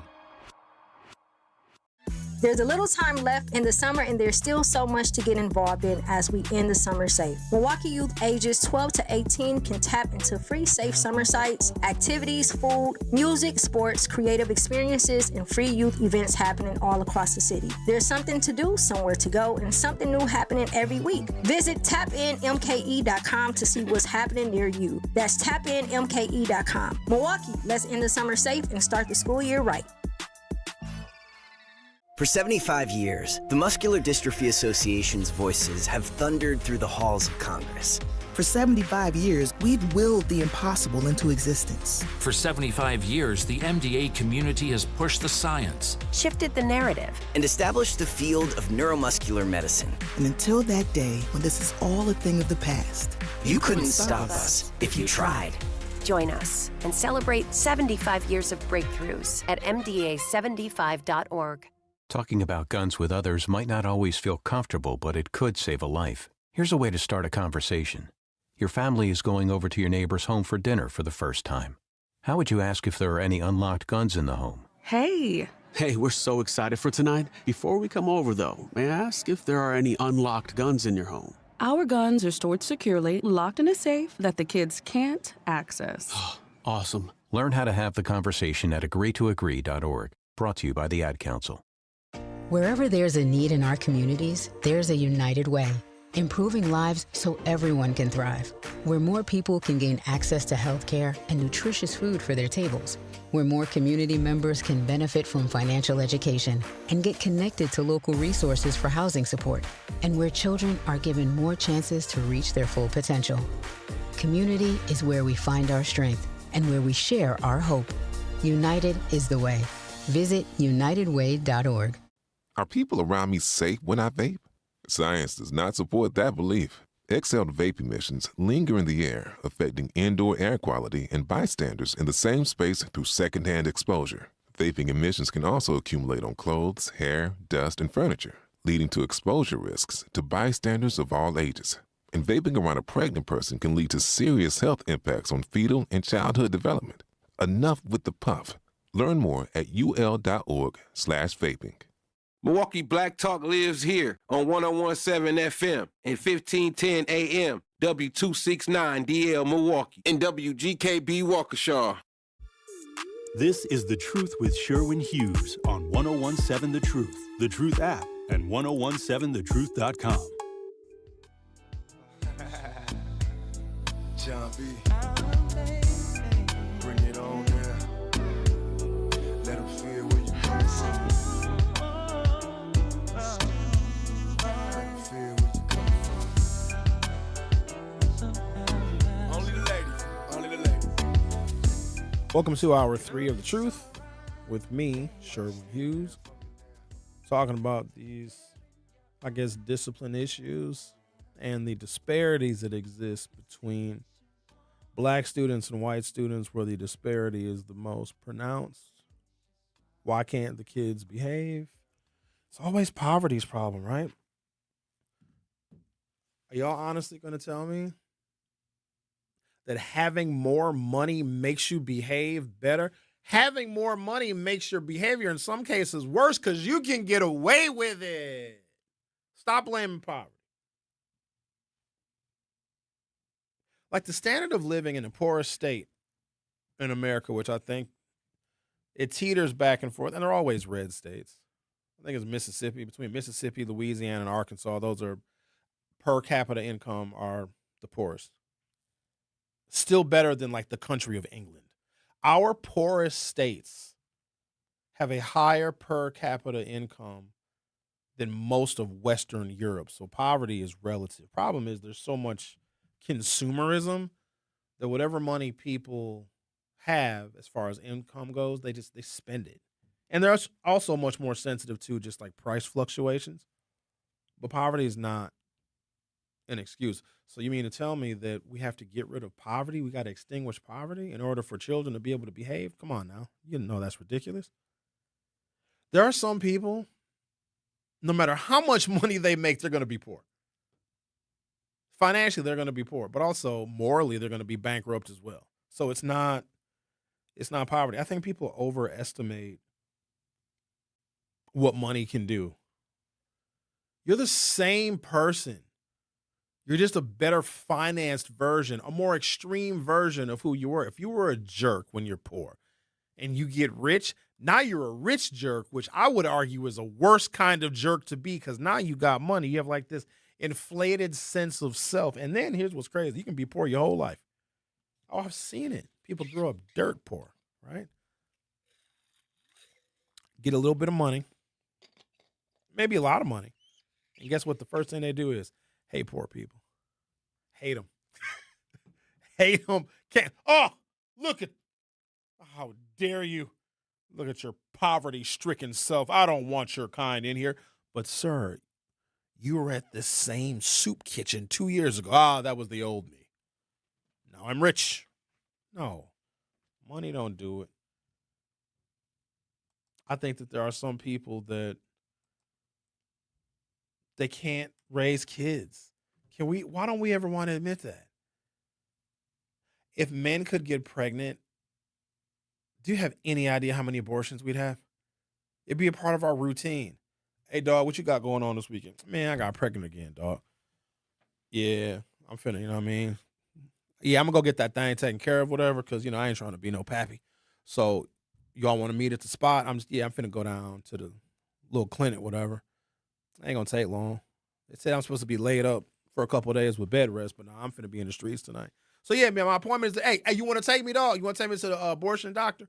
Yeah, I got you, dog. And then actually, you know what? Can you take me next week? Yeah, I got you. We'd have so many abortions, especially if let's reverse the roles. Man sends it's always a text. Text a woman. I'm late. And then she says, yeah, it ain't mine.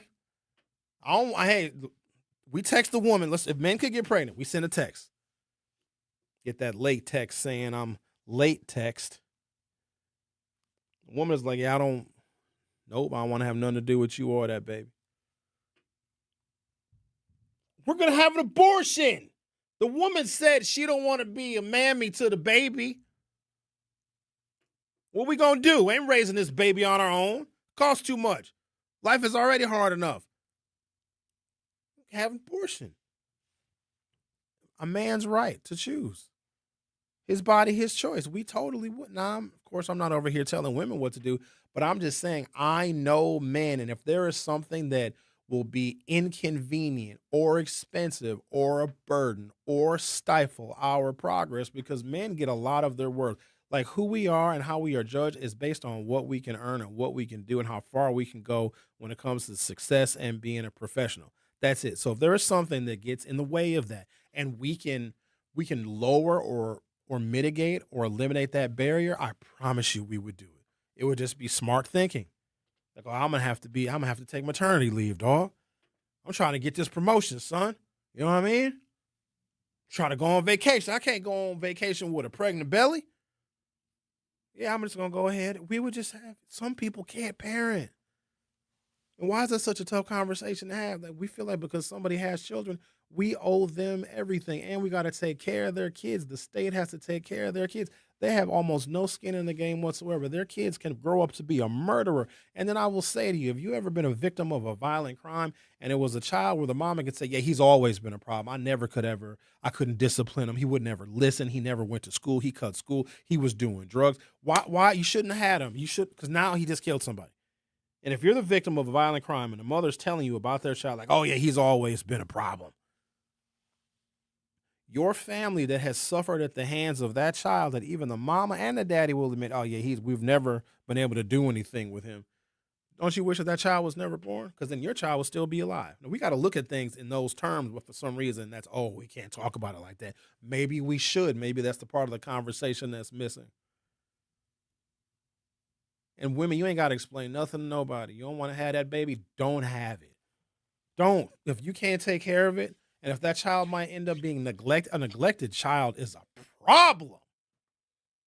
6 ways from Sunday, they're going to be a problem. They're going to seek attention in the wrong places.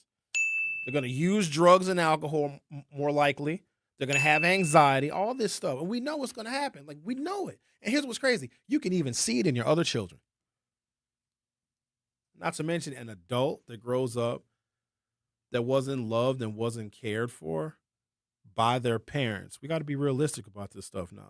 We got to put everything out on the table because our community is exploding. Your relationships are going to fail if you did not have a solid parental, family, or community foundation and connection. You are doomed. And here's what you're not going to do. You had a messed up upbringing. It's not your fault. It's horrible. It's a bad, bad thing. But what you ain't going to do is you can't find a partner because you're screwed up. You can't blame the opposite sex because you can't find somebody. Like I read some of this stuff now. The people that are obviously troubled, never had a solid relationship, never even had a solid family relationship, right? They weren't loved, they weren't nurtured, they weren't cared for, and they get out into the world where people care about you even less. Once you get out into the world, the love that you needed to carry you through life should have came from your family because you can't expect it out in the world because the world is a monster. And parents got to prepare their kids for that. The world is going to eat you up.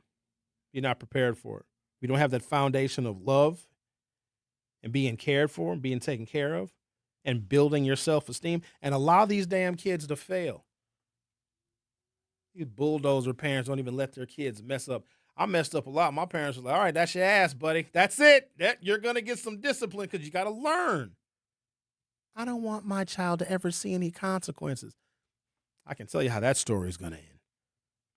So you got somebody who didn't have a great upbringing and get out into the world. All these men out here are terrible. It ain't them. You ever ask yourself why you attract them? Same with guys. These women out here are terrible. Why are you attracting terrible women? You got to look. I know what the role I've played. I won't blame a single woman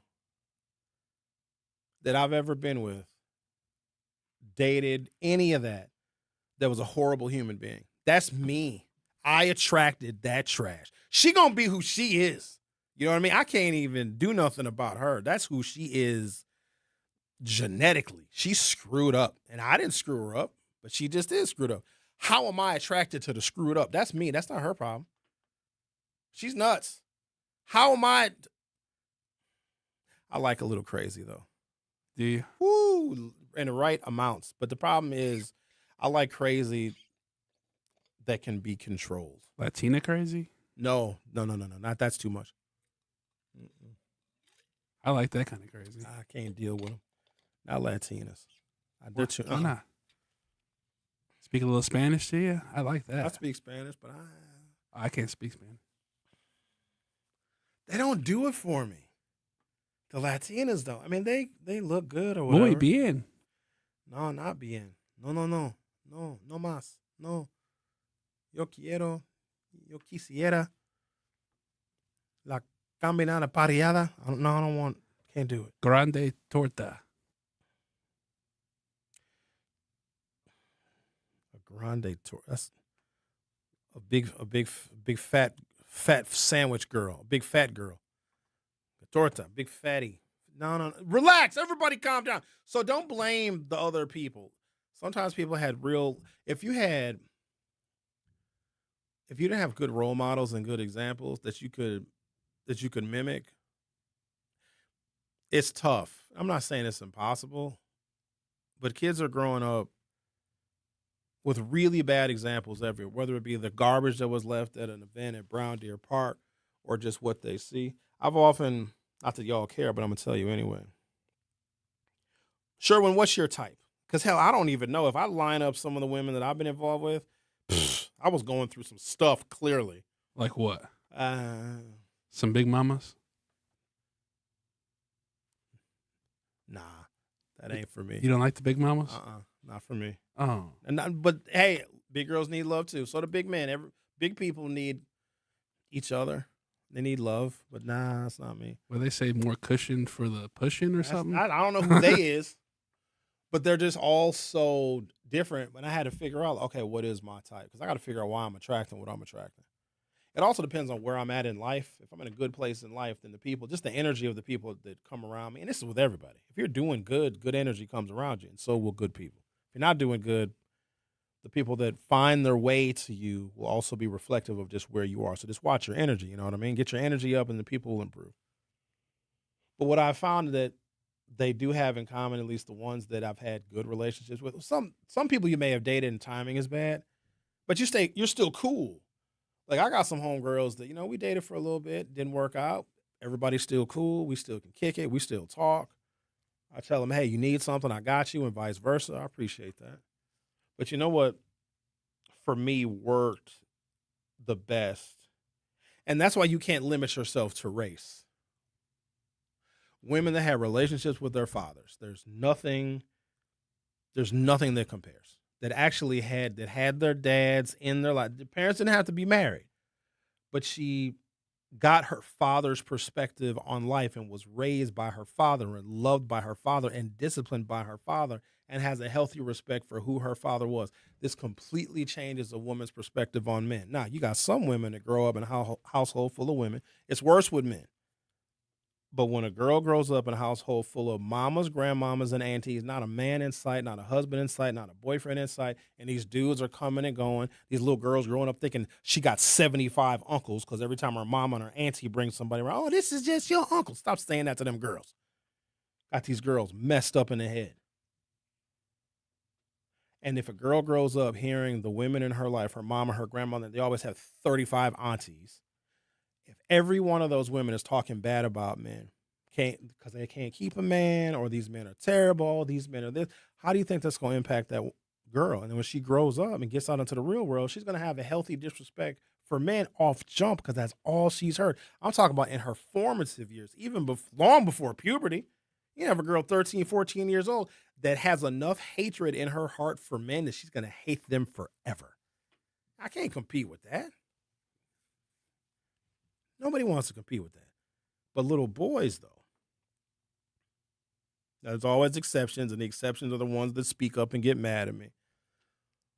But if you're a little boy or just a son, even worse, you got all sisters.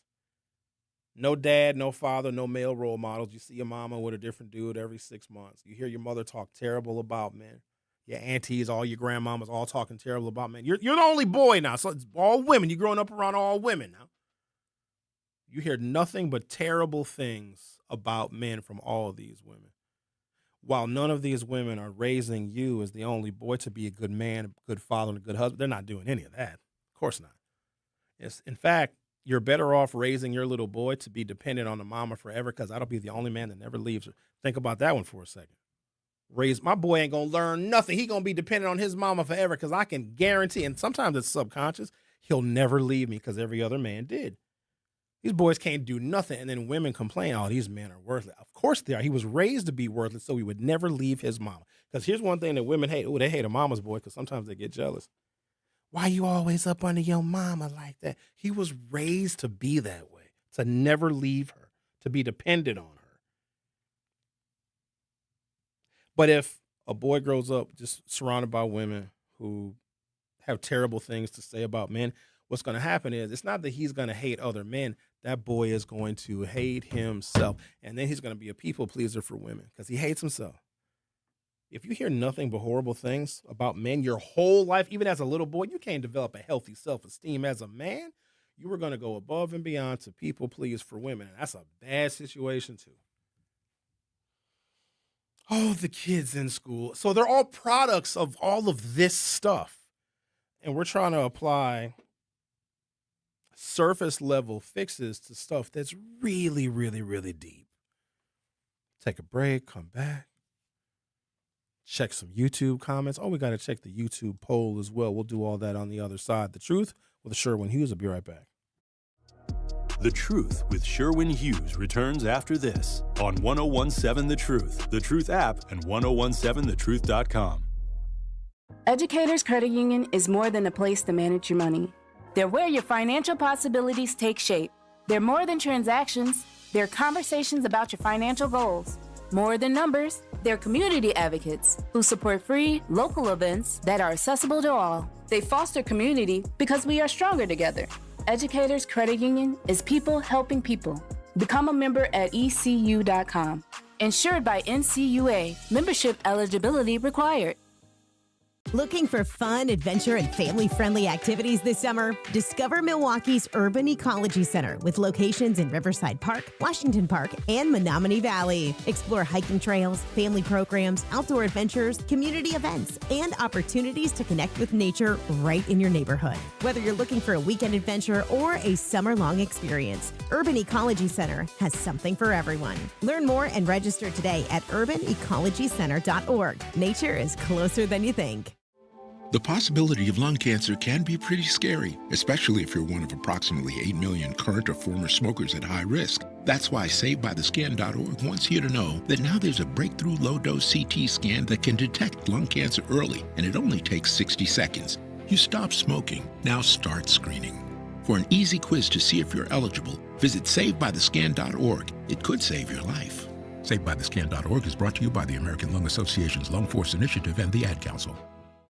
Reading aloud to children sharpens their listening skills, expands their vocabularies, and nurtures a lifelong love of reading. That's why Reading is Fundamental, the nation's leading children's literacy nonprofit, offers free monthly read-alouds by popular authors through its Rally to Read program. Visit rallytoread.org to watch the read-alouds and discover exciting reading activities for school and home. Visit rallytoread.org today.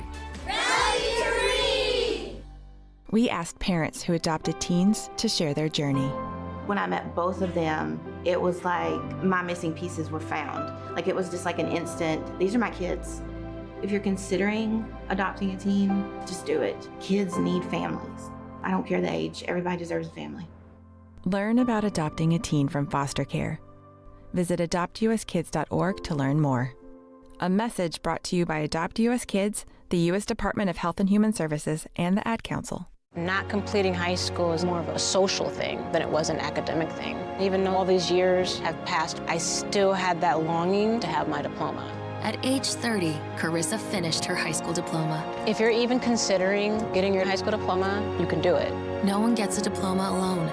If you're thinking of finishing your high school diploma, you have help. Find free adult education classes near you at finishyourdiploma.org. That's finishyourdiploma.org. Brought to you by the Dollar General Literacy Foundation and the Ad Council.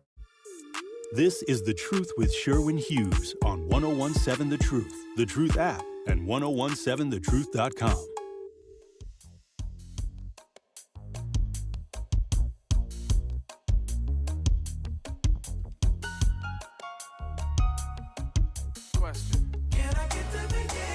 Looking for a school where scholars thrive, teachers believe, and excellence is the expectation?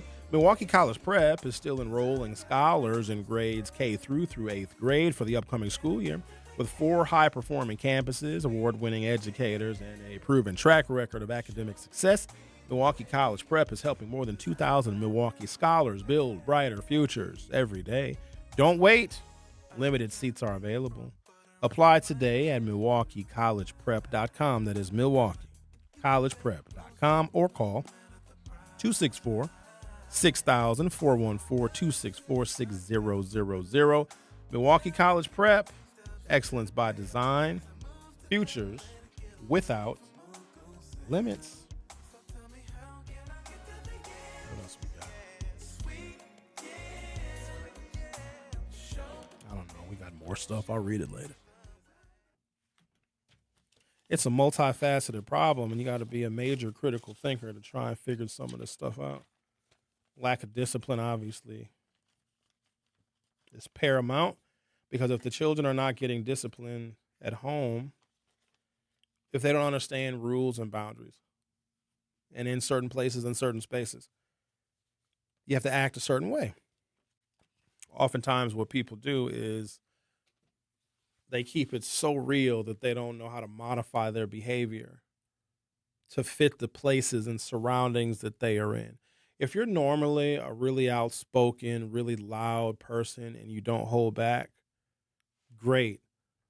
But if you go to a quiet restaurant where the candle lights are the only light and the piano music is low, then you know what I mean? You got to act in a way that is fitting for the environment that you were in. And when it comes to young people, this is lost too.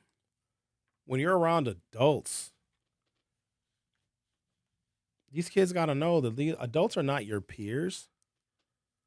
There's so little respect. And if you're an adult and somebody's child is talking to you disrespectfully like that, and I don't even blame the child necessarily. You shouldn't blame the child because their parents allow for that.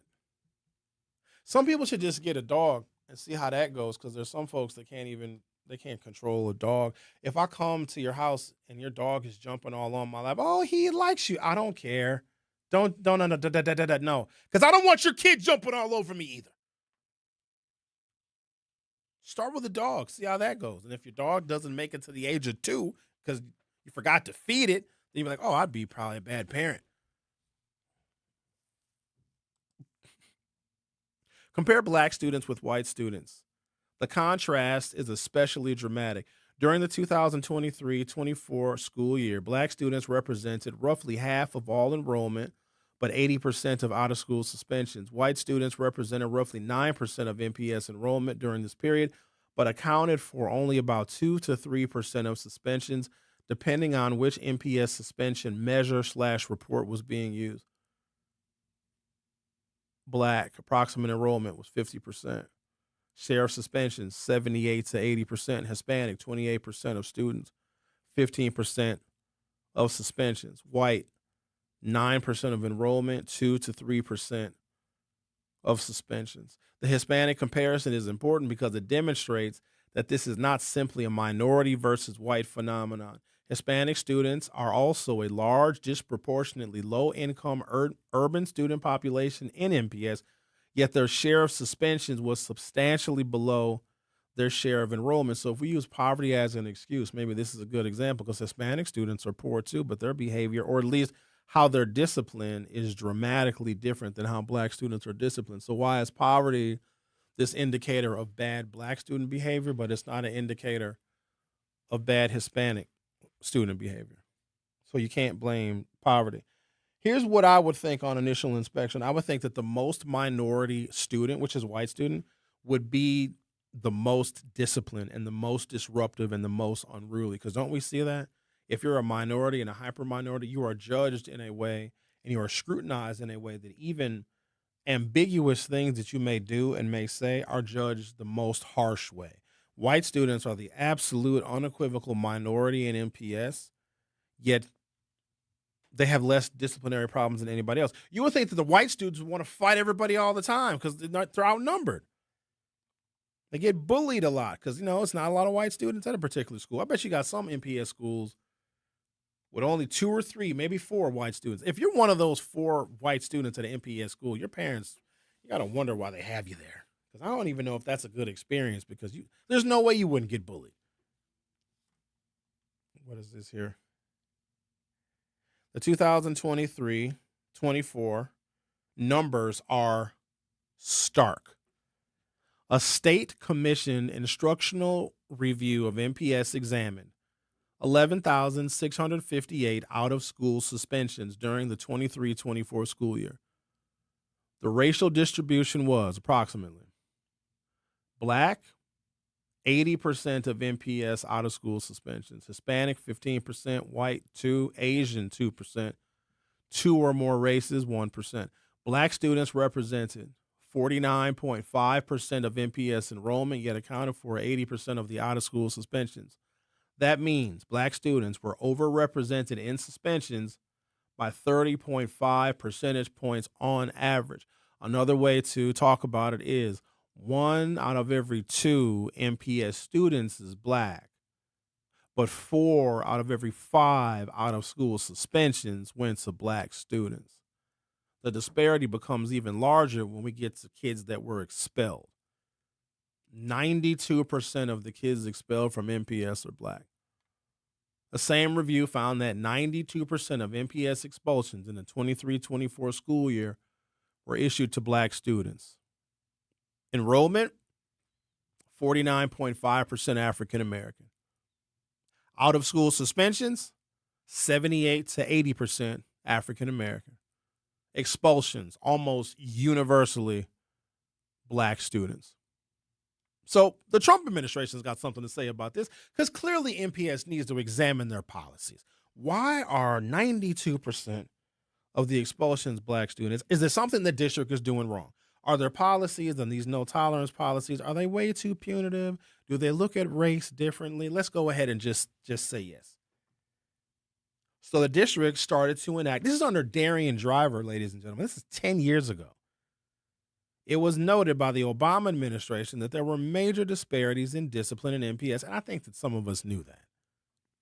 And also, it's even more dangerous because when black children are suspended from school, when they're not in school, they might be out in the street because the mamas and the daddies are at work a lot of the times. And if the child gets, I don't even know how they handle that because if there's no parent, or if a parent has to miss work or take off work because their child got suspended, that puts the economic future of that family in jeopardy because now mom and daddy got to miss work. And sometimes we as black people have jobs where you can't miss a lot of days. So they wanted to change their policies, and also they had to because under the Obama administration, under my good friend Eric Holder, a consent decree was created in which MPS was going to be much more intentional about how they train teachers, and they were going to have a different perspective and maybe do a case-by-case basis before they issued the discipline because the disparities are as stark as you can possibly get, all right? This is dated, this article came out today. Milwaukee Public Schools is under federal investigation again. So remember, they were under federal investigation because there were such stark disparities in the discipline of black children. Obama administration was like, yo, MPS, you got to change some stuff. They said, okay, we'll agree to the consent decree. And you have a certain number of years to rectify the disparity. Fast forward to today. Milwaukee Public Schools is under federal investigation, again, based on allegations about how the district considers race in disciplinary practices, the U.S. Department of Education said yesterday. The department's Office of Civil Rights announced its investigation into the Milwaukee Public School System and another school district in Fayetteville, Arkansas, as it shared new guidelines against school discipline policies that aim to reduce racial disparities. MPS said, we're going to change our rules and how we discipline children because the old way of how we were doing it led to 92% of black kids getting expelled, and black children who are now less than half of the enrollment at MPS are still 80% of the suspensions. We would want them to and expect them to change their policies because those numbers are horrible. The Trump administration is saying you can't. You can't change your policies, even though your policies led to these disparities. Looking at race and changing your policies based on race is a violation of the law. I'm going to take a break, come back, talk to Yvonne on the other side. You're listening to The Truth with Sherwin Hughes on 101.7 FM. I'll be right back. The Truth with Sherwin Hughes returns after this on 101.7 The Truth app, and 1017thetruth.com. Life's better with Drive My Way from American Family Insurance because we know it's more than just a car. It's your escape pod, your adventure mobile, your memory maker. And we help protect the dreams that drive you. Personalize what you pay for auto insurance and you could save between 10 and 35%. American Family Insurance. Get a quote and find an agent at amfam.com. Products, pricing, and availability vary based on the way you purchase insurance and by state. Unsafe driving behaviors may increase your rate. American Family Mutual Insurance Company, SI, and its operating companies, 6000 American Parkway, Madison, Wisconsin. In Milwaukee County, equity means making sure everyone has a real chance to thrive. That's why the Milwaukee County Office of Equity works to help remove barriers, strengthen community connections, and support fair access to opportunities across Milwaukee County. Want to learn what they do, explore resources, or find ways to get involved? Just search Milwaukee County Office of Equity online. Milwaukee County Office of Equity, advancing equity for all Milwaukee County residents. For more information, search Milwaukee County Office of Equity online. Hear that? That's the sound of your life. Perfectly imperfect. Beating in rhythm to the world you've created. But every time you drive after drinking, the music gets drowned out. Your life sounds pretty great. Don't let a buzz ruin it. Buzz driving is drunk driving. Don't drive buzzed. A message from NHTSA and the Ad Council. Doctors Without Borders is delivering life-saving medical care where it's needed most in communities around the world. From bandaging war-wounded patients in Sudan to providing clean drinking water in Haiti, we're in more than 70 countries worldwide, bringing patients from sick to recovering, from emergency to aid, from crisis to care. This life-saving care is made possible by a global movement of supporters like you. Thank you. In sitcoms, when someone has a problem, they just blurt it out and move on. Well, I lost my job and my parakeet is missing. How was your day? But the real world is different. Managing life's challenges can be overwhelming. So, what do? We get support. The Huntsman Mental Health Institute and the Ad Council have mental health resources available for you at loveyourmindtoday.org. That's loveyourmindtoday.org. See how much further you can go when you take care of your mental health. You are listening to The Truth with Sherwin Hughes on 1017 The Truth app, and 1017thetruth.com. Yeah, y'all know what it is. It's the unstoppable TUG. Chris Stokes presents Dame. That's right. Are your finances low? Your mindset off track? Or are you ready to get into real estate? Tune into The Journey with Coach Erica every first and third Saturdays from 11 a.m. until noon on 1017 The Truth. It's all about mindset, money, and real estate, helping you take the next step toward building a better future.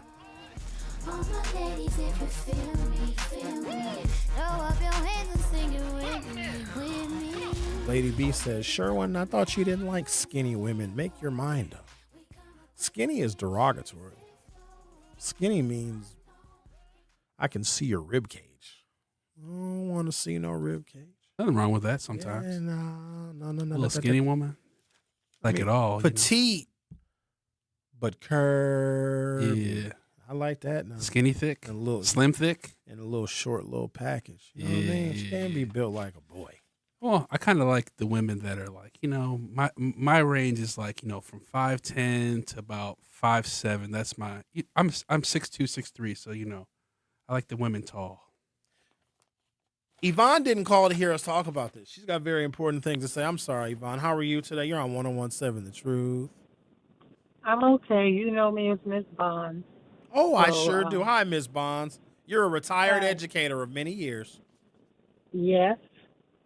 And I don't know, after seeing what happened Sunday, I guess a lot of people would say no wonder at the state fair.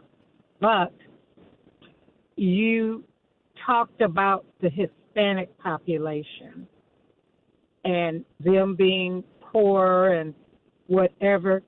I taught that was my first assignment because a lot of people might be in this country that shouldn't be. They made sure they toed the line at school. I wrote one comment one time on a report card that caused the father to make his son come to school, get on his knees with an apology letter to me. All I wrote was he was not living up to his potential. I had no idea it was that derogatory that would happen. They view the maestra, the teacher, as a very important part of the family. As a matter of fact, I used to have to send 2 sets of work home with them because their father, mother, grandparents wanted them to teach them what they'd learned and whatever. And I can see where a lot of times, like you said, I had one student I remember. Now, this is when I left my Hispanic school, came over to the north side, and I had a 8th grader who was about 6'4". He was very tall. And it intimidated a lot of teachers, but it didn't intimidate me. I just turn around and tell them, do what everybody else is doing. Don't play with me. And he got back in line and did what he was supposed to do. I don't know if it's the way people say something that sets off some of these kids that gets them to the point where they do something suspendable, or if they do something that might not be suspendable, but they get suspended anyway. So I don't know. I've subbed since I've retired, and I still have family in the system, and we talk all the time. But yeah, it can look like it's kind of weighted, like it's not fair that this group seems to be the biggest group to be suspended. But I will say it's the way, too, that the parents and you talk with each other or have a relationship. Like I said, my parents over at the other school, if I opened my mouth, it was like the old commercial. E.F. Hutton, I think it was. When they said that, everybody was quiet. And I don't know. It's just different cultures, I guess. All right, Miss Bonds. Appreciate your call. Mm-hmm. All right, have a good day. Milwaukee Public Schools is under federal investigation again based on allegations about how the district considers Race and disciplinary practices. The U.S. Department of Education said yesterday the department's Office of Civil Rights announced its investigations into MPS and one other American school district in Fayetteville, Arkansas, as it shared new guidelines against school discipline policies that aim to reduce racial disparities. Think about this. There are racial disparities that have been identified in Milwaukee and also in Fayetteville, Arkansas. And these districts are taking decisive action to eliminate those racial disparities. And because of a Donald Trump executive order, they can't take race into account when putting together discipline policies. So whatever policies they have in place that led to the disparities that we have got to remain, because you cannot look at race as a way to modify and change your policies. Complying with an April executive order signed by Donald Trump, the new guidelines say schools are, oh my God, they're playing in our faces. Schools are violating the Civil Rights Act of 1964. That was the one where Dr. King was standing over Lyndon Johnson's shoulder when Lyndon Johnson signed the 64 rights, Bill Rights, or Civil Rights Act. And then he turned, it's a real weird, awkward looking picture because President Johnson turns over and hands that pen to Dr. King. Because, when presidents and governors sign bills, people that were instrumental in bringing that bill to fruition get to keep the pen. You ever see an executive sign a bill and they use 30 different pens and they give the pens away? So there's a photograph of Dr. King receiving the pen that Lyndon Johnson used to sign the 1964 Civil Rights Act. The Trump administration is using that bill to say we cannot account for race in changing policy because that violates civil rights. Now think about whose civil rights that violates. I want you to think about this too. This is why politics nowadays needs to be demystified. If black children, because of whatever the reason is, I don't know, y'all want to blame poverty, blame poverty. Bad parents, blame bad parents. Blame whatever it is, okay? But if these statistics continue, and as MPS's black enrollment continues to dwindle, right now it's less than 50%. It's about 49% of MPS's enrollment is black, yet suspensions and expulsions of black children is actually going up. If black children are suspended or expelled from school, who does that benefit? Non-black kids. If your academic career is interrupted because you have to find a new school or because you are spending time out of school because this child is suspended and they're missing lessons, and if they're already behind, think about this now. And if you don't graduate, doesn't that increase the likelihood that these other students of different races have a better shot of being, say, at the top of their class? Some of these colleges and universities, they want the top 10%, right? You got to be in the top 10% of your class or the top 15% of your class. That's what some of these colleges want. Well, if the black student, think about this now, the black students are getting expelled and suspended to where it's interrupting and interfering with their academic progress, that gives more opportunity for those other students, multiracial students, Asian students, white students, Hispanic students, to place higher in their class. Complying with an executive order, the new guidelines say schools are violating the Civil Rights Act of 1964 if they, quote, evaluate the racial outcomes of their discipline policies and make decisions based on or because of those racial outcomes. So if MPS says, hey, let's change direction in how we discipline kids writ large, black kids in particular, the Trump administration says, you can't change your policy, even though your current policy is more punitive on black kids. I need this to register with folks. If they identify the disparity, which we have, black students are expelled more, suspended more, and MPS is like, oh, let's change. Got to change some things. The Trump administration says you can't because you're looking at race to influence the change in policy. That is insane to me. But here we are. The new guidance is an actual reversal of a previous stance of the Office of Civil Rights, which had long considered disparate impacts of disciplinary policies to be grounds to investigate schools for racial discrimination.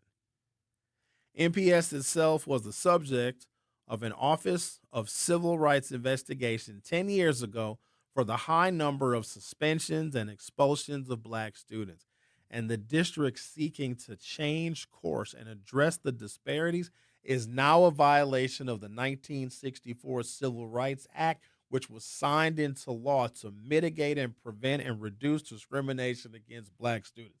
This is the wildest thing ever. They're redefining the law.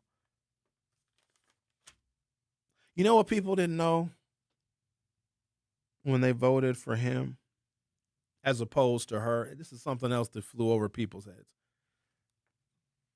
What did Kamala Harris used to do for a living? Y'all remember what Kamala used to do? Prosecutor. Mm-hmm.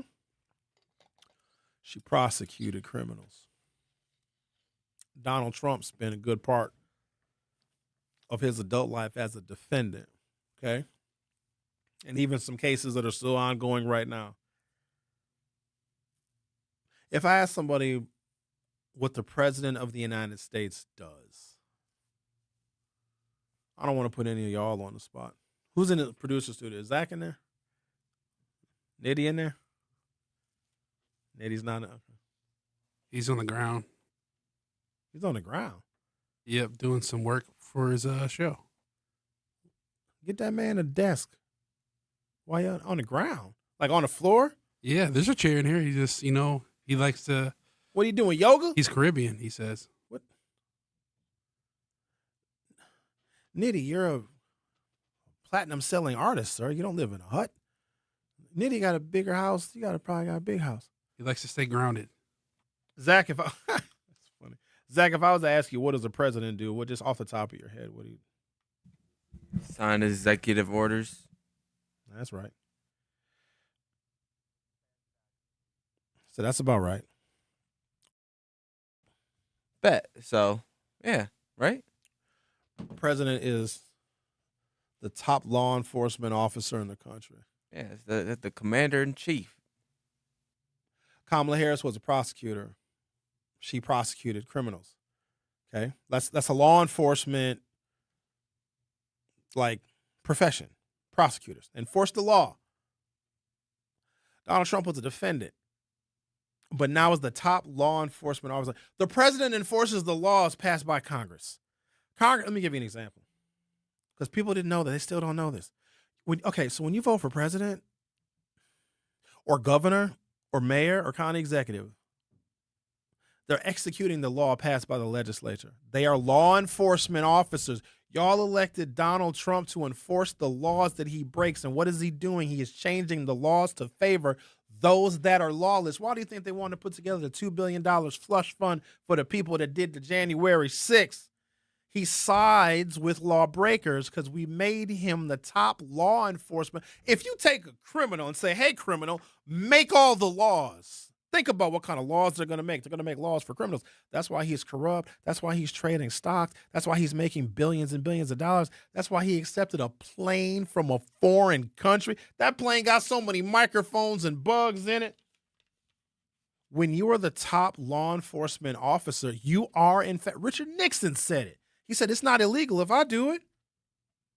Richard Nixon said, I am above the law. The unitary executive theory means if you're president of the United States, and if you look at it critically, you enforce the law. Congress is like, hey, we have a housing discrimination problem in the country. And Congress is like, oh, what do you want to do about it? Let's pass a bill and create HUD, Housing and Urban Development, which attacks and mitigates housing discrimination. It gets rid of housing covenants, which you guys are familiar with because I read them all the time. The president then gets to pick somebody to enforce the laws created by Housing and Urban Development, which is designed to eliminate discrimination in housing. The president didn't create HUD. The president enforces the law passed by Congress because Congress realized that there was a problem that they had to fix, and it was housing discrimination. So all the president does is enforce the law. The president don't make the law. The president can sign a law, can veto a law, but they have to enforce it. And we allow the president to pick cabinet secretaries to help him do what? Enforce the law. Take a break, come back. MPS investigated for a statement about whiteness. I'm going to read that on the other side. The Truth with Sherwin Hughes. Will be right back.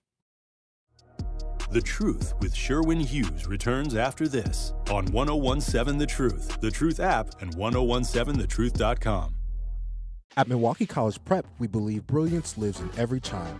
Here, students are challenged, supported, and celebrated every single day. With small class sizes, dedicated teachers, and a proven track record of academic excellence, MCP is helping Milwaukee kids reach their fullest potential. Enrollment is still open for grades K-3 through 8. Spaces are limited. Apply today. Give your child a school where they'll thrive. Visit mkeprep.com or call today. Milwaukee College Prep, brilliance lives here. In the United States, a vehicle is stolen every 31 seconds, about as long as this message. Luckily, you can take a few easy steps to protect your car in the same amount of time. Remove your valuables, roll up your windows, don't leave your car running unattended, lock your doors, and take your keys or fob. If you have information about a crime, call the police. If you suspect insurance fraud, also call 800-TEL-NICB.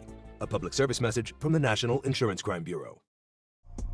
You are listening to The Truth with Sherwin Hughes on 1017 The Truth app, and 1017thetruth.com.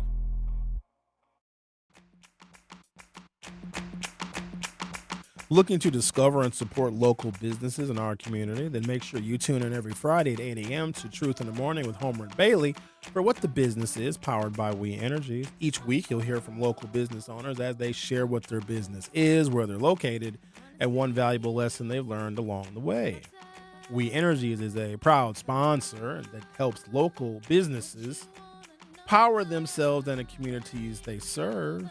Don't miss What the Business Is every Friday at 8 a.m. only on Truth in the Morning with Homer Blow and Bailey Coleman, powered by We Energies, delivering the energy that powers local business.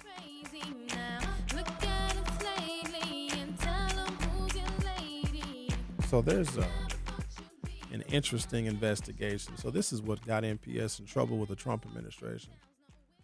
Somebody somewhere said, probably some liberal, that MPS is using a lens of whiteness in how it looks at black student behavior. And maybe, just maybe, that lens of whiteness is contributing to some of the suspension, expulsion, and disciplinary policies that have led to the disparities that are palpable, if not tangible. In a press release, August 18th, federal officials said they were launching an investigation. They're attacking MPS. We attack it too, though.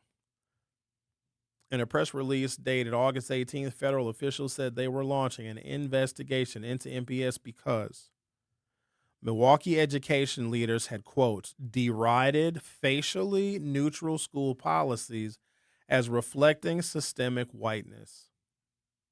The press release says the leaders were seemingly encouraging school officials to consider race in disciplinary practices.